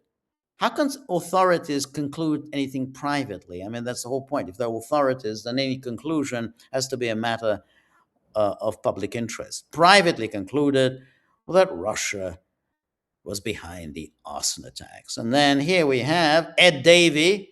This is the leader of the Lib Dems, always on hand to say something truly idiotic. Last week he was frothing at the mouth about J.D. Vance inserting himself into UK politics. Says it looks as though Vladimir Putin may have ordered an arson attack against the British Prime Minister last year. Nothing, even the BBC never said anything as idiotic as that. It looks as though Vladimir Putin may have ordered an arson attack against the British Prime Minister last year. Well, that's good. So that's the Russian leader has ordered an arson attack against the British Prime Minister. Okay, that's fine. That sounds like a declaration of war. That is an incredibly serious escalation and shows why we must redouble our efforts with Ukraine and the rest of Europe to resist and deter Putin's aggression. Now, what I find interesting about this is that if you actually believe anything as idiotic as this, it looks as though Vladimir Putin may have ordered an arson attack against the British Prime Minister last year. If you really believe that, then don't hide behind Ukraine. Don't say, oh, well, we need to redouble our efforts with Ukraine. No. You need to go to war against Russia. That's you don't get Ukraine, because what he's saying here is that he wants Ukraine to do Britain's fighting for it. That doesn't sound right. I mean, if you really think that Putin ordered the assassination of the British Prime Minister, then this is Britain's war. I mean, as Russia has effectively declared war on Britain, and Britain now must in turn declare war on Russia. You can't just then hide behind Ukraine. So I think then if he really thinks that, then it is time to declare war on Russia, and more than that, for Ed Davey himself to join the front. To go fight Russia. No more hiding behind, Zelensky or whatever. You got to go and do it yourself. That's the leader of the Lib Dems, and then here we have Kemi Badenoch. Keir Starmer and I disagree on many things. Untrue. They actually agree on very many things. But good people across the political spectrum will welcome today's verdicts, condemn these appalling attacks, which seem to have been sponsored by Russia, and wish the PM and his family well. I don't know. I don't. Why would I wish the PM and his family well? I don't know the PM. I don't know his family. I don't wish him well. Whatever our political differences, no one should face intimidation, threats, or attacks because they hold public office. Democracy is settled at the ballot box, not through fear or violence, and definitely not through foreign interference from hostile countries. So what's interesting here is that she buys into it lock, stock, and barrel. All the story, totally without any kind of question. The Russians were behind this. Yeah. Now, when I say there's huge, there are no differences of opinion between Keir Starmer and Kemi Badenoch. As was shown by the fact that Keir Starmer is now introducing this social media ban on anyone under 16, which is, of course, as everyone knows, is a way of introducing the digital ID, because now everyone's going to have to provide with all of their personal information if they want to open a social media account. And of course, why does the government want everyone to provide all their personal information for their social media account? Well, to ask the question is to answer it, because that's the way the UK now operates. Hence, this whole thing, we have to protect the children, is, of course, the mechanism by you keep tabs on all of the very unpleasant people may say on social media. And that's always the whole point. That's the way two-tier Keir operates, and that is, of course, the way Kemi Badenoch operates. Anyway, now let us go to our locals page. This is the Gaggle locals community, the people who ensure that the dogs are fed, watered, kept happy, and generally keep the locals community, our Gaggle locals community going. So really appreciate everybody who contributes there, especially who posts their comments there. As I always say, if you want me to address your comments and questions, if you want to interact with me, I'm very happy to do so. But you should do it on our locals board. So please, because I'm not able to read all of the comments and answer all the questions on the YouTube page. So if you want me to address your comments and questions, please join our locals community, the gaggle.locals.com. It's a great community, a lot of very talented people, and anyone who joins will be very much the beneficiary of it. Anyway, so first question here is from Summer Petros, who says, I think I'm correct in saying that President Trump has reimposed oil sanctions back onto Russia. That was quick. Well, I'm not sure whether that has been formalized yet. That was the story that was, as we looked at it earlier, that was the story that was uh, in Politico. New York Times also hinted that this may happen, but I don't yet know whether this is Trump has now formalized this. But absolutely, this is Trump is openly talking about this, which is all the more astonishing, given that he had that very warm conversation with Putin the other day, with Putin, who always goes out of his way to court Trump, but Putin called him on the phone to wish him well on his 80th birthday, and they had a very, very friendly conversation, except that during the conversation, Trump kept telling Putin, which, and that's something that Putin, I think, didn't want to hear. He kept telling him, "You need to end this war very quickly."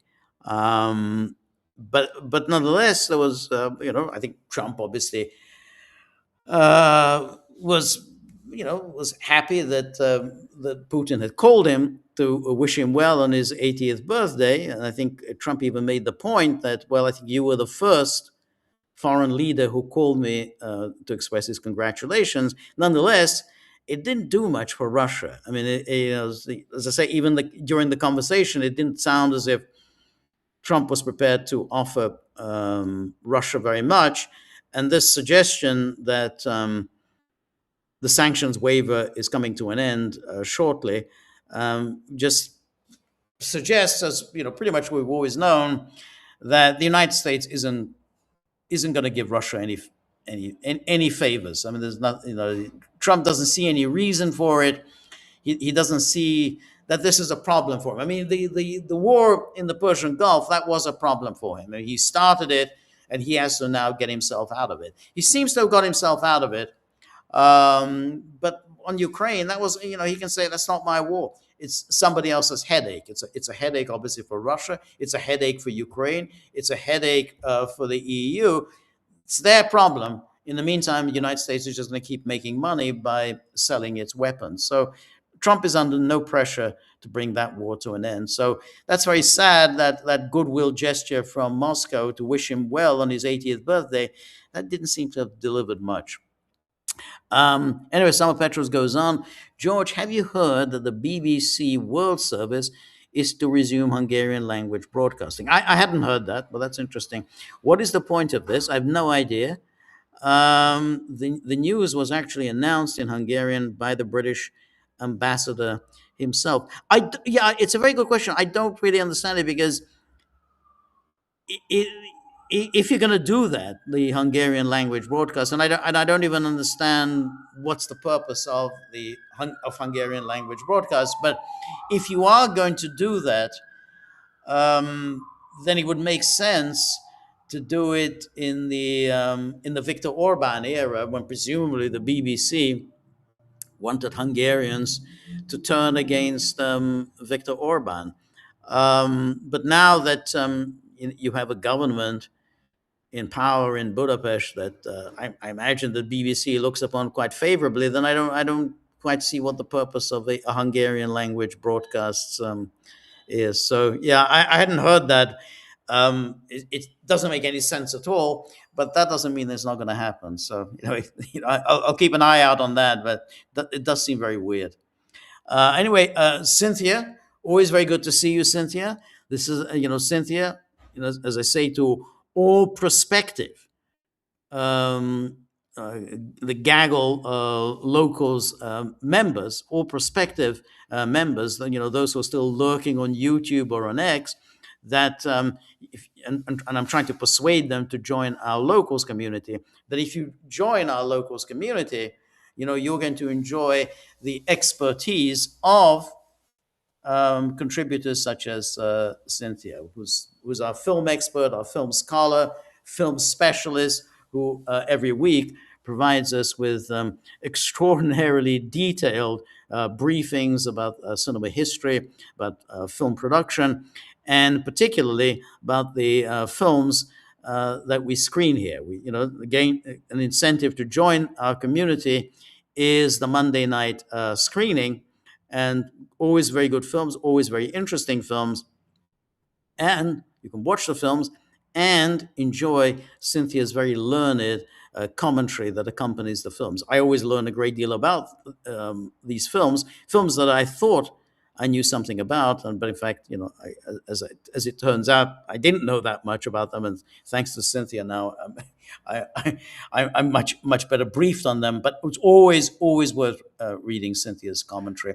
And so the film this week is the classic from the early 1960s, a classic of early Polish cinema, Knife in the Water. It's kind of Roman Polanski's breakthrough film, which I still consider to be Polanski's best film. I think better than pretty much anything he did subsequently, which I didn't really think that much of.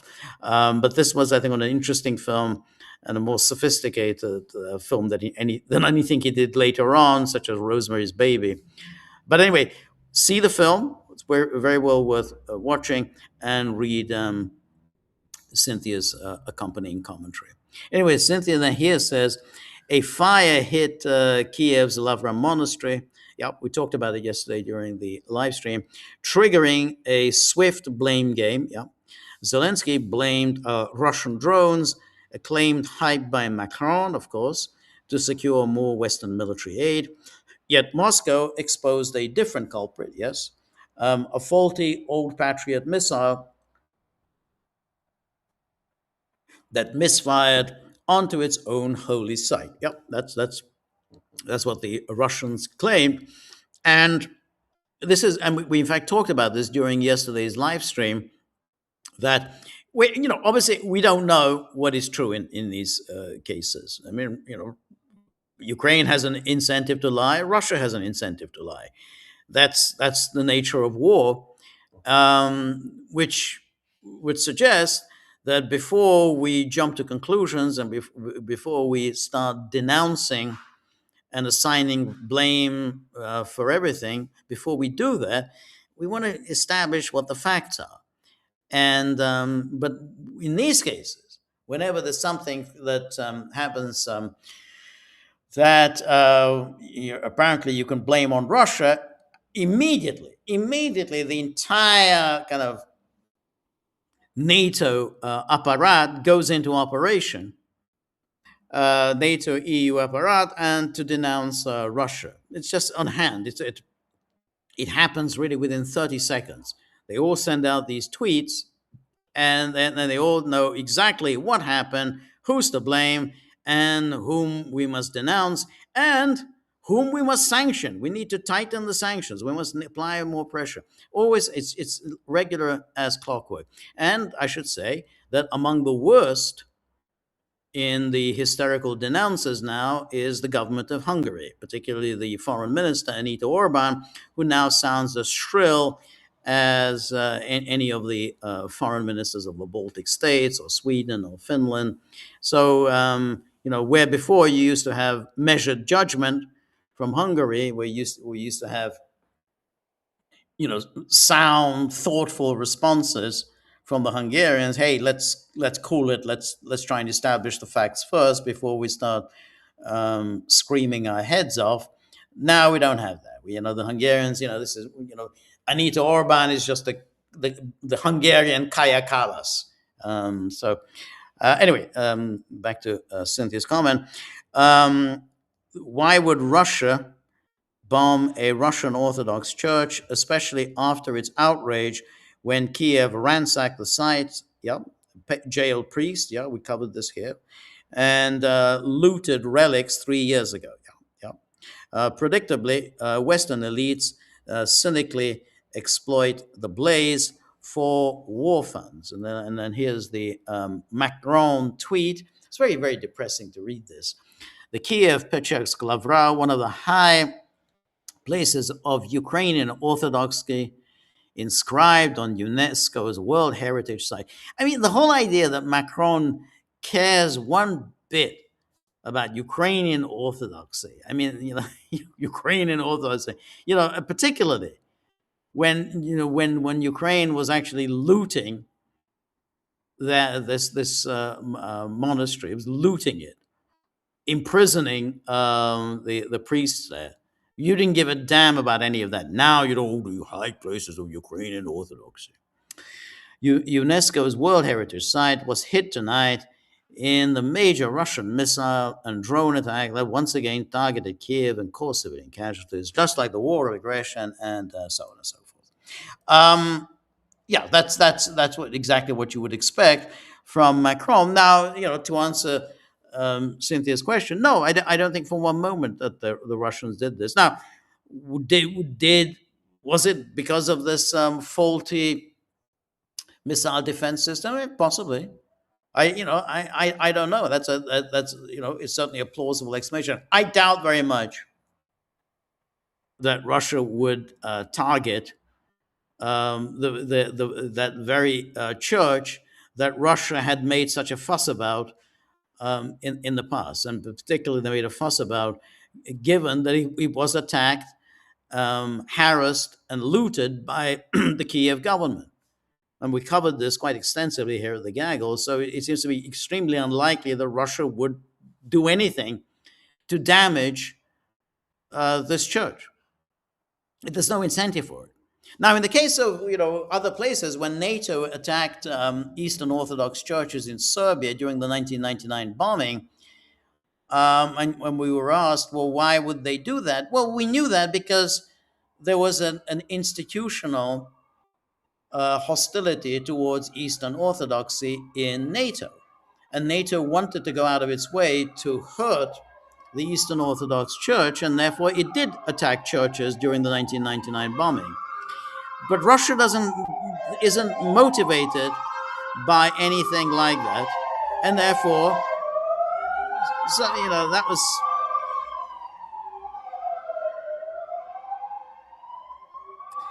I apologize for that. It's you can hear that von der Leyen and goons, or maybe Peter Magyar's goons, are going off and arresting people, and it's never a happy sound. So, as I say, quality of life here has deteriorated drastically since the April election. Now here it goes again.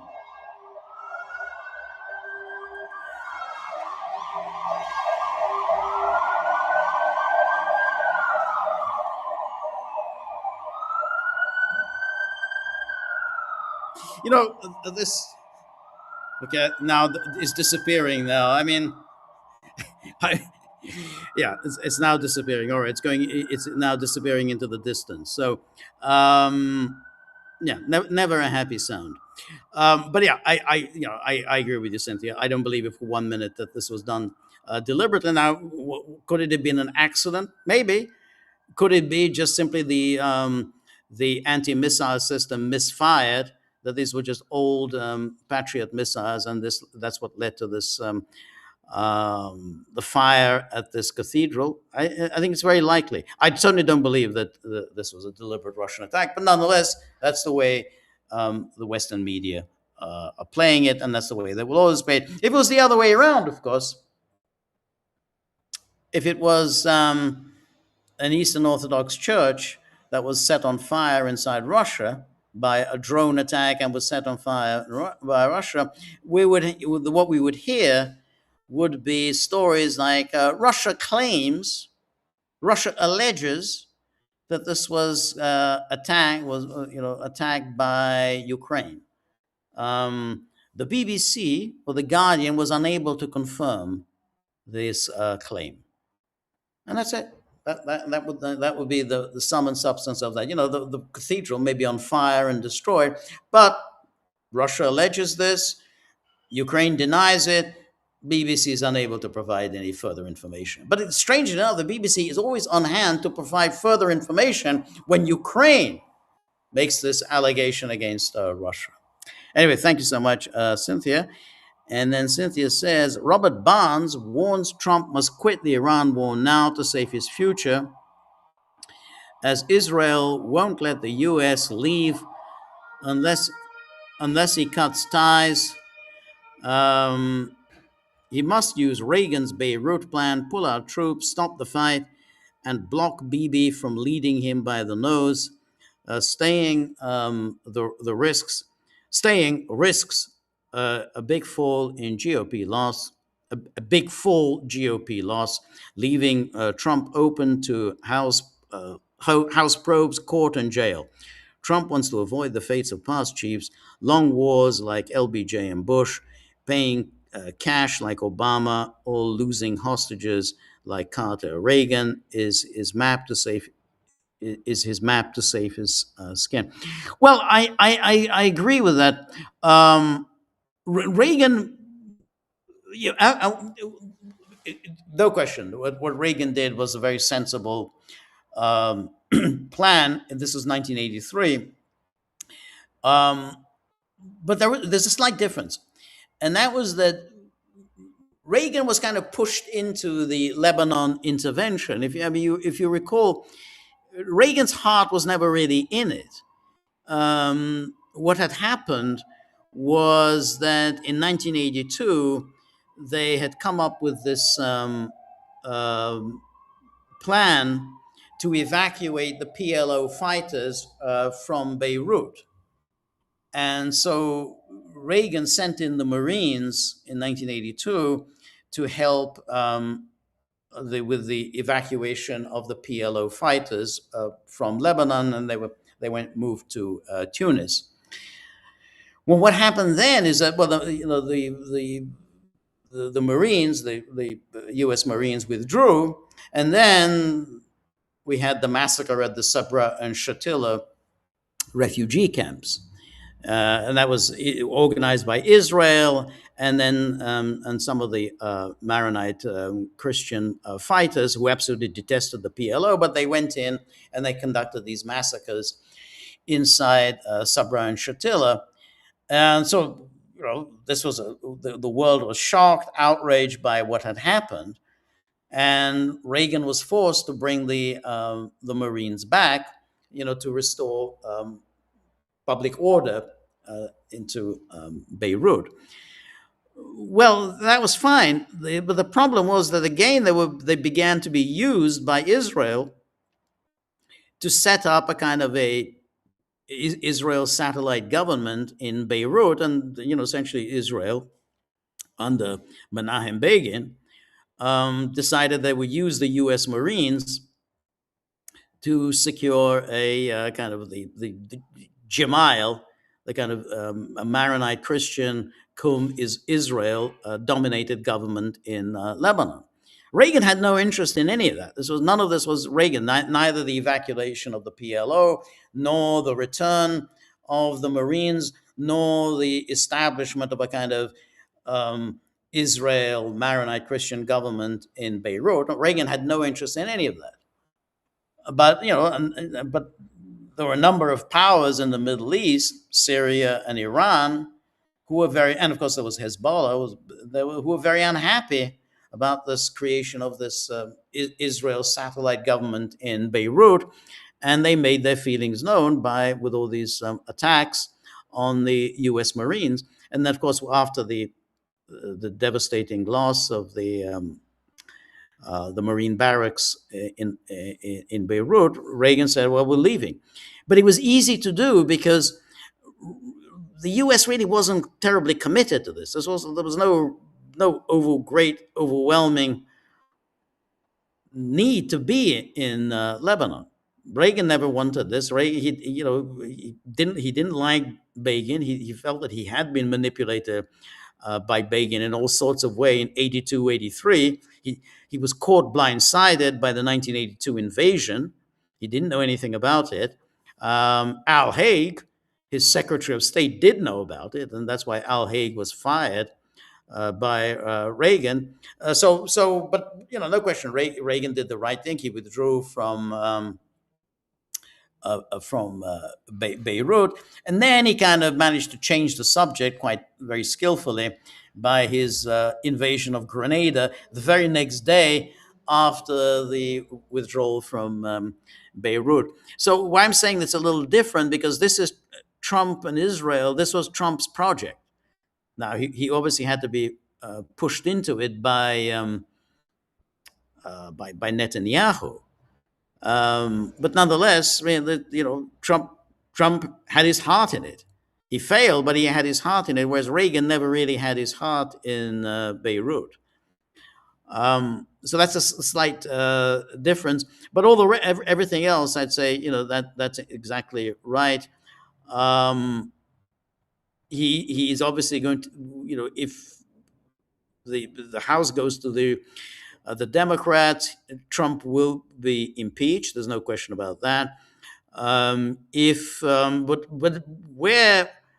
where it gets quite interesting, and where maybe I don't know what exactly Barnes said, but given the power of the Israel lobby in the U.S. Senate, and if Trump really decides that it's time for a real reckoning with Israel, that he just can't allow Israel just to lead the United States by the nose. If Trump really decides to defy Netanyahu, and particularly if Israel and Iran go at it, they start lobbing missiles at each other, and Trump tells Netanyahu, you know what?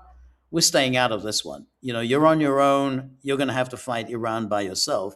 Then all of that Israel lobby in the Senate, all those Lindsey Graham and Mitch McConnell and all these horrible. Well, I think Mitch McConnell will be gone by then. But the Lindsey Graham and Tom Cotton and all the rest of the Israel's supporters, they could vote to convict Trump. I mean, if you have, say, 52, 53 senators who are Democrats, and they of course all 100% of them will vote to convict Trump, then you're only going to need pick off 15 Republicans to convict him. I'm not saying that's easy to do. That might still be a tall order, but there is a danger. I mean, there's no question there will be a danger. If Trump is convicted by the Senate, he loses all his immunities. And that could be very, very tricky for him. So he is kind of between a rock and a hard place. He can't allow Israel to sabotage this agreement with Iran. Basically because then Israel just wants him involved in a forever war with Iran. On the other hand, if he confronts Israel, he's in danger of getting convicted by the Senate. So it's still it's a tricky situation for him. Anyway, since this goes on, by the way, Barnes often uses two colorful verbs rarely heard in political commentary: rug pull and dog walk. I don't know. I've never come across dog walk as a verb. Okay. He says the establishment elites promise voters everything during primaries, then rug pull these same populist pledges once in office. That's not bad. Rug pull, meaning that they abandon or reverse them. He also argues Trump must show he cannot be dog walked by Bibi. So he's the dog and Bibi's walking him. That's good. I like that. Walking him like a dog. Okay. By using the term to mean being pushed around, controlled, or led into actions by someone else. Both phrases reflect Barnes's blunt popular style. No, I have to say I like that. Rug pull and dog walk. That's very. They are very nice. They're very, very nice using them as verbs. So I look. I think he's in a difficult spot. If he wants this to bring this war to an end, he has got to confront Bibi.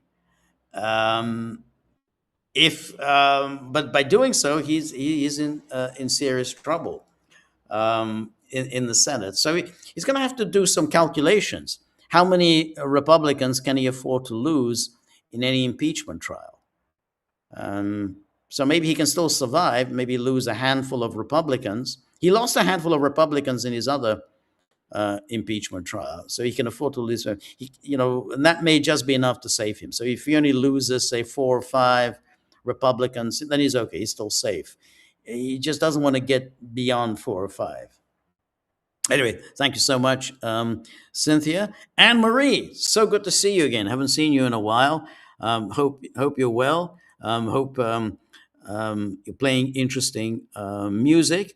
Hope, Anne Marie, you'll be able to fill us in at some point about the recent referendum in Switzerland. So to remind people, Anne Marie is a kind of distinguished musicians, distinguished musical performer, distinguished violinist, who's played in some of the most eminent orchestras in the world, and played with some of the most illustrious, some most renowned composers and conductors, and just generally musical performers of the 20th and 21st centuries.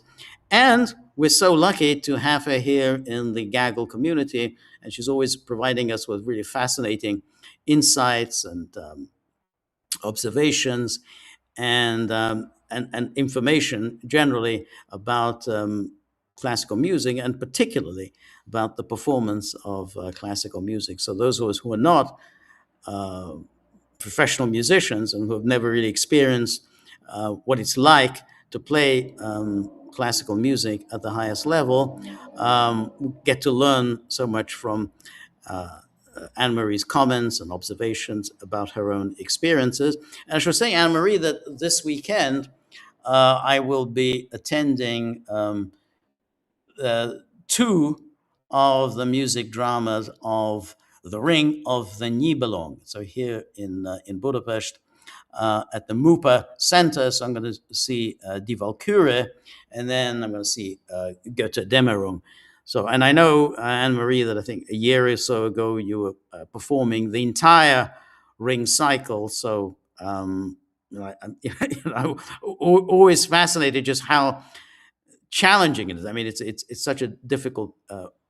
Wagner generally, I think, is a very difficult to play, but when you have to perform the entire Ring cycle and you have to do it really within the space of a few days, that is almost painful to contemplate. So, but anyway, I remember you're talking about this, and I really found that so interesting. Anyways, so, thank you so much, Anne Marie. So glad to see you again.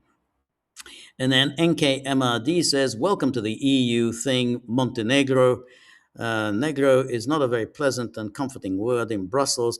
Please rename yourself to your liking. You're right. It's not a nice word to use. No, absolutely not. And then NKMRD says, before you see a bridge repaired in Germany, you see 5 new countries joining the EU.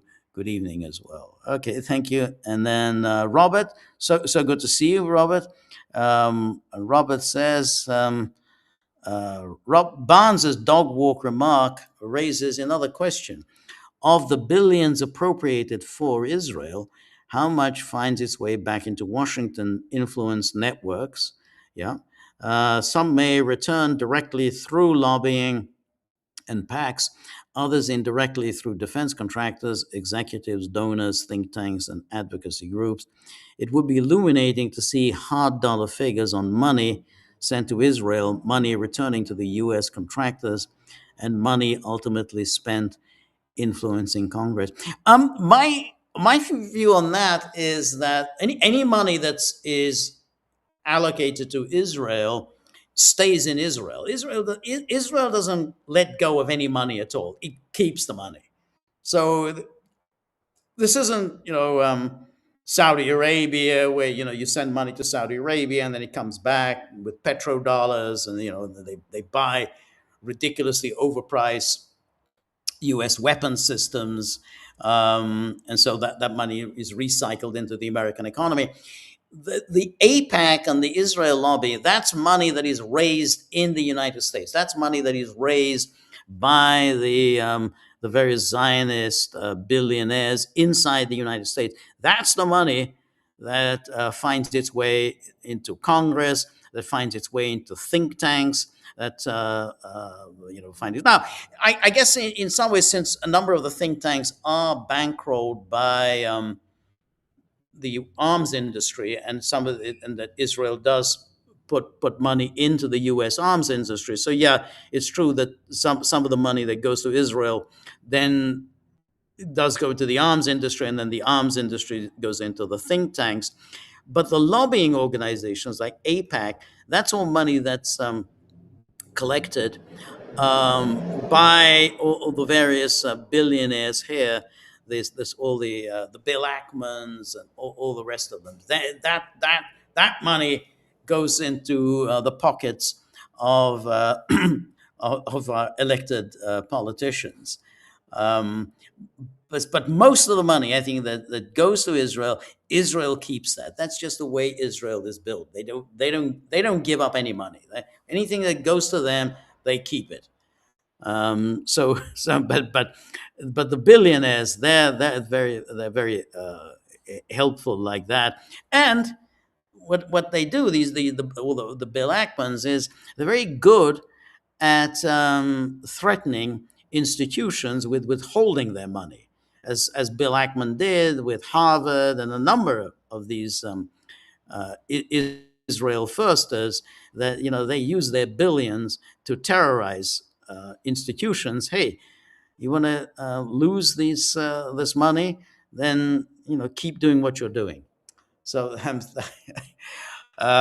anyway, then Robert says, for many Americans, Montenegro enjoys the peculiar distinction of being known less for its forested mountains than for having supplied Frank Lloyd Wright with his third and final wife. Thanks to Ken Burns, an entire nation has become a footnote to a marriage. That's right. It's very, you're right. It's very interesting. I think if you ask people, well, what do you know about Montenegro? I don't think people knew very much about it. It was only an accident of history that Montenegro was a kind of a separate state. So Serbia was a kind of a separate state before World War One, as was Montenegro. The only difference between these two states was the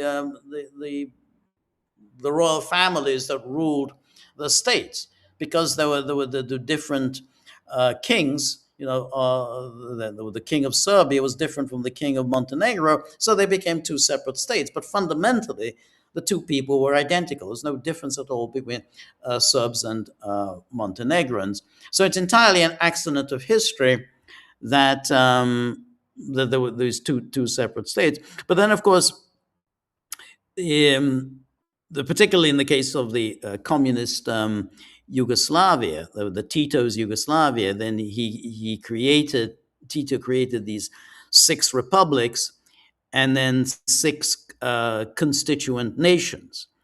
And then, so there were the 2 constituent republics. Well, the Serbia and Montenegro were two constituent nations. So Serbs apparently were a distinct nation from the Montenegrins, and of course, Serbian republic was different from the Montenegrin republic. But this is all a fake. Tito created this entity because he wanted to downgrade the Serbs. He didn't want the Yugoslavia to be dominated by the most populous nation in Yugoslavia. And particularly, if you were to add the Montenegrins to the Serbs, then the Serbs would be even more dominant within Yugoslavia. So he tried to, by keeping the two separate, was a way to downgrade the Serbs. Um, but nonetheless, they kind of kept together. That was the core Yugoslavia that survived the disintegration, the Western German American encouraged disintegration of Yugoslavia. So the core of it, like the core of the Soviet Union, was the Russian Federation. So the core of the SFRY was Serbia and Montenegro. And Milosevic had wanted to retain that core. They said, we are the successor state to Yugoslavia. So there was the SFRY. Well, that doesn't exist now because of the illegal secessions of Croatia, Slovenia, and so on and so forth.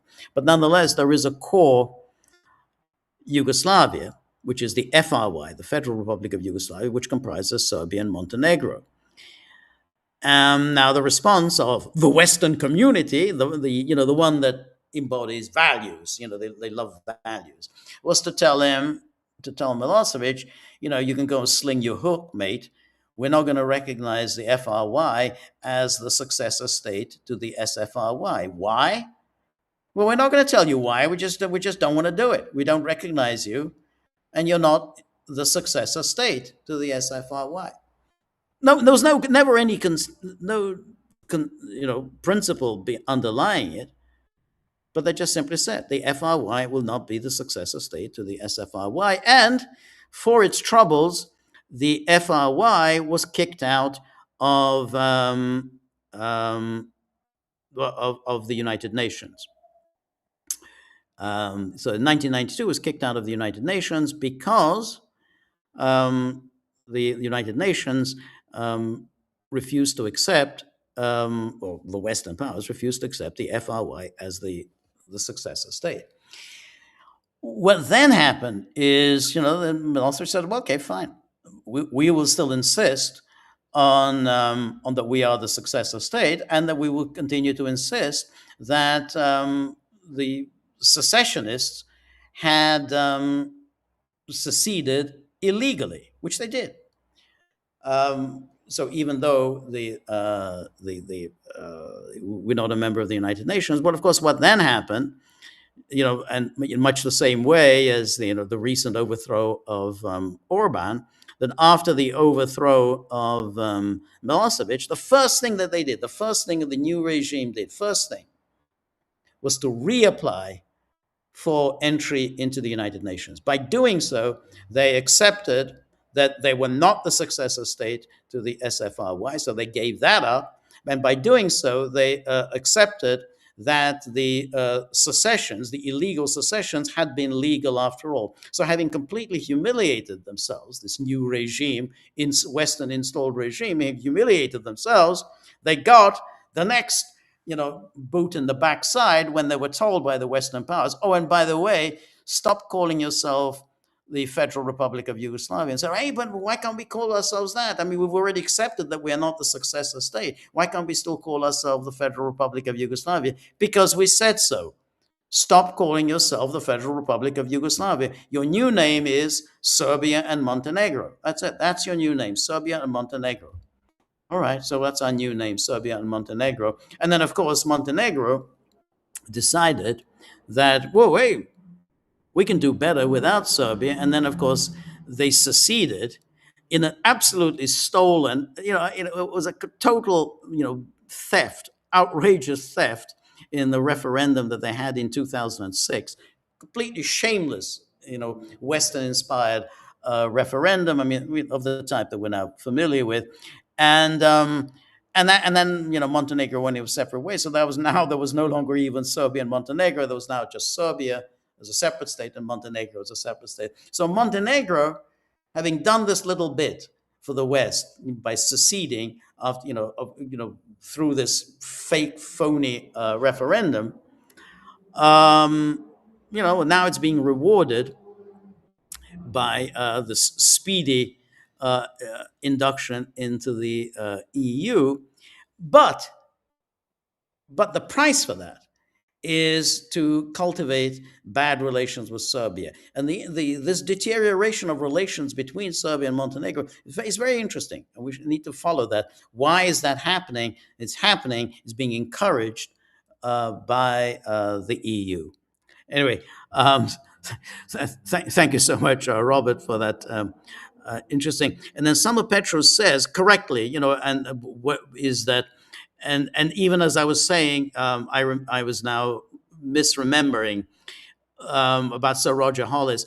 The point about Peter Wright. Peter Wright worked for MI5, and he was investigating his boss, who was Sir Roger Hollis. So it was his MI5. And that's why he had these awkward, as he describes in his book Spycatcher, these confrontations with with Hollis, because I think Hollis would come in, haul him into his office, and say, you think I'm a spy, don't you? And Wright would say, yeah, I do. And then Hollis would say something like, well, what can I do to prove to you that I'm not? Well, there's nothing you can do to say to me that you prove, because I know that you're working for the Russians. And then Hollis would say, well, what can I say to satisfy you that I'm not working for the Russians? Well, there's nothing you can say. I think all you can do is to resign. Well, Hollis didn't resign, and Hollis subsequently died. But Wright kind of ruined his life by this endless investigation. And then Wright provided all the background information on in his investigation to Chapman Pincher, that journalist who used to work at the Daily Express, and that helped to totally discredit the reputation of Sir Roger Hollis. But that just shows just how loony so much of that sort of British obsession with Russia always was. I mean, this was already years ago. This was really, it was during the 1960s and 70s that Wright was so preoccupied with all of this. But you're absolutely right, Summer Petros. Hollis was not in MI6. Hollis was the head of MI5, and he was actually Peter Wright's boss. Anyway, thank you so much, everyone, for all these interesting comments and questions, and really appreciated them. And I think the dogs, they're going to be waking up soon. I have to explain myself to them. They don't like my explanations, because they just, if their feeling is if you're explaining, you're losing. So when I try to explain to them, well, I was hoping that we'd have a bigger pot, but what can I do? They're very unconvinced by anything I say. Anyway, thank you so much for joining me today. Thank you so much for your questions. We will be back on Thursday, the same time. Hope to see you then. Until then, all the best. Good night. See you then.